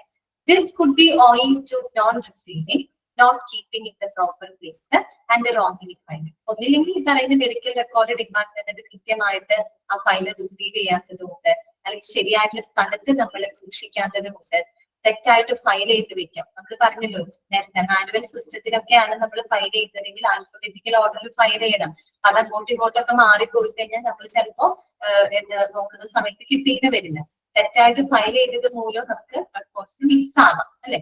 Okay, in such circumstances, when a patient attends either for outpatient or inpatient services, it will be difficult to provide the treatment without a patient record. അത്തരം സാഹചര്യങ്ങളിൽ ഒരു പേഷ്യന്റിന്റെ റെക്കോർഡ് ഇല്ലാതെ അവർക്ക് ട്രീറ്റ്മെന്റ് കൊടുക്കുക എന്നുള്ളത് വളരെ ഡിഫിക്കൽട്ട് ആയിട്ടുള്ള ഒരു കാര്യമാണ് അല്ലെ, വളരെ ബുദ്ധിമുട്ടുള്ള ഒരു കാര്യമാണ്. അപ്പൊ എന്തുണ്ടാവും? MRO might be. MRO ആരാണ്? മെഡിക്കൽ റെക്കോർഡ് ഓഫീസർ കേട്ടോ. MRD എന്ന് പറയുന്നത് മെഡിക്കൽ റെക്കോർഡ് ഡിപ്പാർട്ട്മെന്റ്, MRO എന്ന് പറയുന്നത് മെഡിക്കൽ റെക്കോർഡ് ഓഫീസർ ആണ്. ഓക്കെ, അപ്പൊ നോക്കൂ, the medical record officer might be able to get back to them later. പിന്നീട് ചിലപ്പോൾ ഒറിജിനൽ റെക്കോർഡ് നമുക്ക് കിട്ടാം. But at that stage, the only opinion left for him to create a duplicate record with a similar number and with the old earlier ID data. അപ്പൊ അവർ ആ സമയത്ത് എന്താ പറയാ, ആ സിമിലർ മെഡിക്കൽ റെക്കോർഡ് നമ്പർ ആ മുമ്പത്തെ ID ഡാറ്റയെ ഉപയോഗിച്ചിട്ട് ഒരു ഡ്യൂപ്ലിക്കേറ്റ് റെക്കോർഡ് ക്രിയേറ്റ് ചെയ്യാനായിട്ടാണ് അവര് സജസ്റ്റ് ചെയ്യുക അല്ലെ. പിന്നെയോ the duplicate record should be kept by the MRO without filing and promptly should trace out the original records and combine all this form of duplicate record into original record and then the record must be filed. എന്ത് ചെയ്യും, duplicate record create ചെയ്തിട്ട് medical record officer തന്നെ അത് സൂക്ഷിക്കും. പക്ഷെ അത് എന്ത് ചെയ്ത് വെക്കില്ല, ഫയൽ ചെയ്ത് വെക്കില്ല. അതേസമയം അവരെന്ത് ചെയ്യും, ഒറിജിനൽ റെക്കോർഡ് ഈ പറയുന്ന ട്രാക്ക് ചെയ്യാനുള്ള കാര്യങ്ങളും അതോടൊപ്പം തന്നെ നടക്കുന്നുണ്ടാവും. അതിനുശേഷം ഒറിജിനൽ കിട്ടിക്കഴിഞ്ഞാൽ ഈ ഡ്യൂപ്ലിക്കേറ്റ് റെക്കോർഡ് അതിന്റെ കൂടെ കമ്പൈൻ ചെയ്തിട്ട് എന്ത് ചെയ്ത് വെക്കും, ഫയൽ ചെയ്ത് വെക്കും. ഓക്കെ, ആ ഒരു കാര്യമാണ് ഇവിടെ പറഞ്ഞിട്ടുള്ളത്. ഇതിനകത്ത് വേറെ ചോദ്യങ്ങളൊന്നും ചോദിക്കാനില്ല കേട്ടോ. റെക്കോർഡ്സ് മിസ് ആയി കഴിഞ്ഞാൽ എന്ത് ചെയ്യും എന്നുള്ളതാണ് അവിടെ എഴുതിയത്. ഓക്കെ, ക്ലിയർ ആണോ പറഞ്ഞത്? ഓക്കെ ആണോ? മനസ്സിലാവുന്നില്ലേ? ഓക്കെ ആണല്ലേ. ഇനി നമുക്ക് അടുത്തൊരു ഭാഗം കൂടെ പറഞ്ഞിട്ട് നമുക്ക് ഈ ഒരു പേജ് അവസാനിപ്പിച്ചിട്ട് നമുക്ക് വൈൻഡപ്പ് ചെയ്യാം കേട്ടോ. ഓക്കെ, ഇത് മാത്രമാണ് പേഷ്യന്റ് ഹാവിംഗ് മൾട്ടിപ്പിൾ റെക്കോർഡ്സ് കേട്ടോ. ഇതാണ് പേഷ്യന്റ് ഹാവിംഗ് മൾട്ടിപ്പിൾ റെക്കോർഡ്സ്. ഇനി ഒന്നിൽ കൂടുതൽ റെക്കോർഡ്സുകൾ ഉള്ള സാഹചര്യം അങ്ങനെ വരാലോ. അങ്ങനെയുള്ള സാഹചര്യങ്ങൾ എന്താണ് ചെയ്യേണ്ടത് കേട്ടോ. നമ്മളിങ്ങനെ ഓരോരോ കാര്യങ്ങളാണ് പഠിക്കുന്നത്. മെഡിക്കൽ റെക്കോർഡുമായിട്ട് ബന്ധപ്പെട്ട കാര്യങ്ങൾ കോഡിങ് പഠിച്ചു, മിസ് ആവുക ചെയ്യേണ്ട കാര്യങ്ങൾ പഠിച്ചു. ഇനി നമ്മൾ പഠിക്കുന്നത് പേഷ്യന്റ് ഹാവിംഗ് മൾട്ടിപ്പിൾ റെക്കോർഡ്സ്, ഒന്നിൽ കൂടുതൽ റെക്കോർഡ്സുകളുള്ള രോഗികൾ ഉണ്ടാവും അല്ലെ. അത്തരം റെക്കോർഡ്സ് വരുമ്പോൾ എന്താണ് അവിടെ ചെയ്യേണ്ടത്? ഓക്കെ, അപ്പൊ ഒന്നാമത്തെ പോയിന്റ് എന്താണ്, generally each patient should have, point അല്ല മനസ്സിലാക്കേണ്ട കാര്യങ്ങളാണ് കേട്ടോ. Generally each patient should have one record and one number. Due to improper system or carelessness of the MRV staff, the patients may have more than one record. നമ്മൾ already registration സിസ്റ്റത്തിൽ പഠിച്ചിട്ടാണ് ഒരു രോഗിക്ക് ഒരു single unit record മാത്രമേ ഉണ്ടാവാനായിട്ട് പാടുള്ളൂ. അതാണ് സാധാരണ രീതി അല്ലെ. ഒരു സിംഗിൾ യൂണിറ്റ് റെക്കോർഡ്, ഒരു സിംഗിൾ മെഡിക്കൽ റെക്കോർഡ് നമ്പർ ആയിരിക്കും അവർക്ക് ഉണ്ടായിരിക്കാം. അതെപ്പോഴും പെർമനന്റ് ആയിരിക്കും. പക്ഷെ ഇവർ പറയുന്നത് ചില ചില സാഹചര്യങ്ങളിൽ ഡ്യൂ ടു ഒരു പറഞ്ഞ improper system of carelessness of the MRV staff, medical record department സ്റ്റാഫുകളുടെ അശ്രദ്ധ കാരണമുണ്ടോ അല്ലെങ്കിൽ ശരിയായിട്ടുള്ള സിസ്റ്റം ഒക്കെ ഇല്ലാത്തതിന്റെ പേരിൽ ചിലപ്പോൾ ഒരേ രോഗിയുടെ പേരിൽ തന്നെ ഒന്നിൽ കൂടുതൽ റെക്കോർഡുകൾ ചിലപ്പോൾ ഉണ്ടായേക്കാം അല്ലെ. അങ്ങനെ സാഹചര്യം വരാം. അപ്പൊ എന്ത് ചെയ്യും? അങ്ങനെ വരുമ്പോൾ എന്ത് ചെയ്യും? ഒരു ഓപ്ഷനാണ് അവർ പറയുന്നത്. In that circumstance it becomes compulsory to retain one record by cancelling others. അത്തരം സാഹചര്യത്തിൽ ഒരു ഓപ്ഷൻ എന്താന്ന് വെച്ചാൽ മറ്റുള്ള റെക്കോർഡ്സുകളെല്ലാം ക്യാൻസൽ ചെയ്തിട്ട് ഒരേ ഒരു റെക്കോർഡ് നിലനിർത്തുക എന്നുള്ളതാണ് നമുക്ക് ചെയ്യാൻ പറ്റുന്ന ഒരു കാര്യം. അതാണ് അല്ലെ. ഒരേ ആളുടെ പേരില് ഒന്നിൽ കൂടുതൽ റെക്കോർഡ് വന്നാൽ നമ്മൾ എന്ത് ചെയ്യും? ഒരു റെക്കോർഡ് മാത്രം റീറ്റെയിൻ ചെയ്യുക, ബാക്കിയുള്ള റെക്കോർഡ്സുകൾ എന്ത് ചെയ്ത് കളയാം? ക്യാൻസൽ ചെയ്ത് കളയാം. അത് ഒരു ഓപ്ഷനാണ് പറഞ്ഞത്. ഓക്കെ, ഇനി രണ്ടാമതൊരു ഓപ്ഷൻ ഉണ്ട്. അതാണ് മൂന്നാമത്തെ പോയിന്റ് ആയിട്ട് അവിടെ കൊടുത്തിരിക്കുന്നത്. അവിടെ നിന്ന് ക്വസ്റ്റ്യൻസ് വരാം, അവിടെ നിന്ന് ശ്രദ്ധിക്കാം കേട്ടോ. The suitable procedures are to retain a record as a priority. പിന്നെ നമുക്ക് രണ്ടാമത് ചെയ്യാവുന്ന കാര്യം എന്താ? ഒന്നിൽ കൂടുതൽ റെക്കോർഡ് വരുമ്പോൾ നമുക്ക് വേണമെങ്കിൽ ഇങ്ങനെ ചെയ്യാം. അതായത് പ്രയോറിറ്റി അനുസരിച്ച് വേണമെങ്കിൽ നമുക്ക് റെക്കോർഡ് കീപ്പ് ചെയ്ത് വെക്കാം. പ്രയോറിറ്റി മുൻഗണന കൊടുത്തുകൊണ്ട് നമുക്ക് എന്ത് ചെയ്യാം? റെക്കോർഡ്സ് വേണമെങ്കിൽ കീപ്പ് ചെയ്ത് വെക്കാം. എന്താണ് അവിടെ ഉദ്ദേശിക്കുന്നത്? ഇപ്പൊ ഒന്നിൽ കൂടുതൽ റെക്കോർഡ് നമ്മൾ പറഞ്ഞു, ബാക്കിയുള്ളതൊക്കെ ക്യാൻസൽ ചെയ്ത് ഒരെണ്ണം റീറ്റെയിൻ ചെയ്യാന്ന് പറഞ്ഞു. പക്ഷെ ഈ പറയുന്ന മെഡിക്കൽ റെക്കോർഡ്സുകൾ എല്ലാം തന്നെ നമുക്ക് പ്രാധാന്യമുള്ളതാണെങ്കിലോ അപ്പൊ നമുക്ക് എല്ലാം ക്യാൻസൽ ചെയ്യാന്ന് പറയുന്നത് കുറച്ച് ബുദ്ധിമുട്ടാണ്. അപ്പൊ നമുക്ക് അവിടെ എന്ത് ചെയ്യാന്നാ പറയുന്നത്? പ്രയോറിറ്റി അനുസരിച്ച് വേണമെങ്കിൽ നമുക്കത് കീപ്പ് ചെയ്ത് വെക്കാം. ആ പ്രയോറിറ്റി എന്താണെന്നുള്ളത് നിങ്ങൾ കൃത്യമായിട്ട് പഠിച്ചു വെക്കണം. അതിന് വേണമെങ്കിൽ ക്വസ്റ്റ്യൻ വരാം. നോക്കുക കേട്ടോ. Which is medico legal in nature. First priority കൊടുക്കേണ്ടത് എങ്ങനെയുള്ള റെക്കോർഡ്സിനാണ്? MLC റെക്കോർഡുകൾക്കാണ് കേട്ടോ. അതായത് medico legal records, that means records related to medico legal cases. അതാണ് പറയുന്നത്. ഫസ്റ്റ് പ്രയോറിറ്റി എന്താണ്? Which is medico legal in nature. First priority കൊടുക്കേണ്ടത് MLC റെക്കോർഡ്സിനാണ്. അത് നമുക്ക് ആലോചിച്ചാൽ തന്നെ അറിയാം. നമ്മൾ MLC കേസുകളൊക്കെ കണ്ടതാണ് അല്ലെ. അപ്പൊ ചില കേസുകൾ അവിടെ സെറ്റിൽ ആയി പോയാലും ചിലപ്പോൾ വർഷങ്ങൾക്ക് ശേഷം പിന്നീട് ആ കേസുകളൊക്കെ കുത്തിപ്പൊക്കി വന്നു കഴിഞ്ഞാല് സ്വാഭാവികമായിട്ട് നമുക്ക് ഈ റെക്കോർഡ്സുകളൊക്കെ പരിശോധിക്കേണ്ടതായിട്ട് വരും. അപ്പൊ അത് ക്യാൻസൽ ചെയ്ത് കളഞ്ഞു കഴിഞ്ഞാൽ അത് വളരെ ബുദ്ധിമുട്ടാവും അല്ലെ. ഇഷ്ടം പോലെ കാര്യങ്ങൾ നമ്മൾ അത് ഡെയിലി കാണുന്നുണ്ട്. ചില കേസുകൾ ഒത്തുതീർപ്പായി പോയതായിരിക്കും, പക്ഷെ പിന്നീട് വർഷങ്ങൾക്ക് ശേഷമായിരിക്കും ചിലപ്പോൾ അതിന്റെ വരെ എന്താ പറയാ പുറത്തേക്ക് വരുന്നത് അല്ലെ. അങ്ങനെ വരുമ്പോൾ നമുക്ക് ഈ റെക്കോർഡുകൾ അന്നേരം ആവശ്യമായിട്ട് വരും. സോ ഫസ്റ്റ് പ്രയോറിറ്റി എപ്പോഴും കൊടുക്കേണ്ടത് മെഡിക്കോ ലീഗൽ റെക്കോർഡ്സിനാണ്. ഓക്കെ, സെക്കൻഡ് വൺ ഒബ്സ്ട്രക്റ്റിസ് റെക്കോർഡാണ് കേട്ടോ. രണ്ടാമത്തെ പ്രയോറിറ്റി കൊടുക്കേണ്ടത് ഒബ്സ്ട്രക്റ്റിസ് റെക്കോർഡിനാണ്. എന്താണ് ഒബ്സ്ട്രക്റ്റിസ്? നമ്മൾ പഠിച്ചതാണ് അല്ലെ, records related to pregnancy and child birth അല്ലെ. പ്രഗ്നൻസിയും ചൈൽഡ് ബർത്തുമായിട്ട് ബന്ധപ്പെട്ട റെക്കോർഡുകളാണ് ഒബ്സ്ട്രക്റ്റിസ് റെക്കോർഡ് എന്ന് പറയുന്നത്. Thirdly admitted record. മൂന്നാമത്തെ പ്രയോറിറ്റി കൊടുക്കേണ്ടത് ഏതിനാണ്? അഡ്മിറ്റഡ് റെക്കോർഡിനാണ് കേട്ടോ. അഡ്മിറ്റഡ് റെക്കോർഡ്, അതായത് records related to the admission process കേട്ടോ. അഡ്മിഷൻ പ്രോസസ്സുമായിട്ട് ബന്ധപ്പെട്ട റെക്കോർഡിനാണ് തേർഡ് പ്രയോറിറ്റി കൊടുക്കേണ്ടത്. Fourth priority is oldest record. നാലാമത്തെ പ്രയോറിറ്റി കൊടുക്കേണ്ടത് ഏറ്റവും ഓൾഡസ്റ്റ് റെക്കോർഡിനാണ്. ഓൾഡസ്റ്റ് റെക്കോർഡ് എന്ന് പറയുമ്പോൾ നിങ്ങൾ വിചാരിക്കുന്ന പഴയതല്ല, പിന്നെ അത് ക്യാൻസൽ ചെയ്ത് കളഞ്ഞത്. പക്ഷെ അങ്ങനെയല്ല, ഓൾഡസ്റ്റ് റെക്കോർഡ് ആണെങ്കിലും ചിലപ്പോൾ അത് എന്താണ്, it contains the relevant information. എന്തെങ്കിലും റിലവന്റ് ആയിട്ടുള്ള എന്തെങ്കിലും ഇൻഫർമേഷൻസ് ചിലപ്പോൾ അതിനകത്ത് ഉണ്ടായിരിക്കും.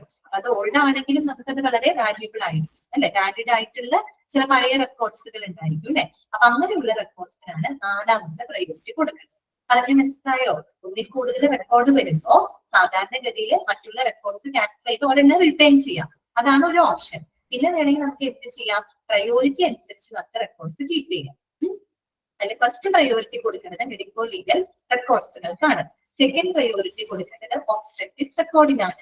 തേർഡ് പ്രയോറിറ്റി കൊടുക്കേണ്ടത് അഡ്മിറ്റഡ് റെക്കോർഡിനും. ഫോർത്ത് പ്രയോറിറ്റി കൊടുക്കേണ്ടത് ഓൾഡസ്റ്റ് റെക്കോർഡിനാണ്. മനസ്സിലുണ്ടാവണം, oldest record that contains the relevant information. ഏറ്റവും റിലവന്റ് ആയിട്ടുള്ള എന്തെങ്കിലും വിവരങ്ങളുള്ള ഓൾഡസ്റ്റ് റെക്കോർഡാണ്. അതിനാണ് നാലാമത്തെ പ്രയോറിറ്റി. നിങ്ങളോട് ചിലപ്പോൾ ചോദിക്കാം, ഫസ്റ്റ് പ്രയോറിറ്റി ഏത് റെക്കോർഡിനാണ്, സെക്കൻഡ് പ്രയോറിറ്റി ഏത് റെക്കോർഡിനാണ്, തേർഡ് പ്രയോറിറ്റി ഏത് റെക്കോർഡിനാണെന്ന് ചോദിച്ചു കഴിഞ്ഞാല് അങ്ങോട്ടും ഇങ്ങോട്ടും മാറിപ്പോകും കേട്ടോ.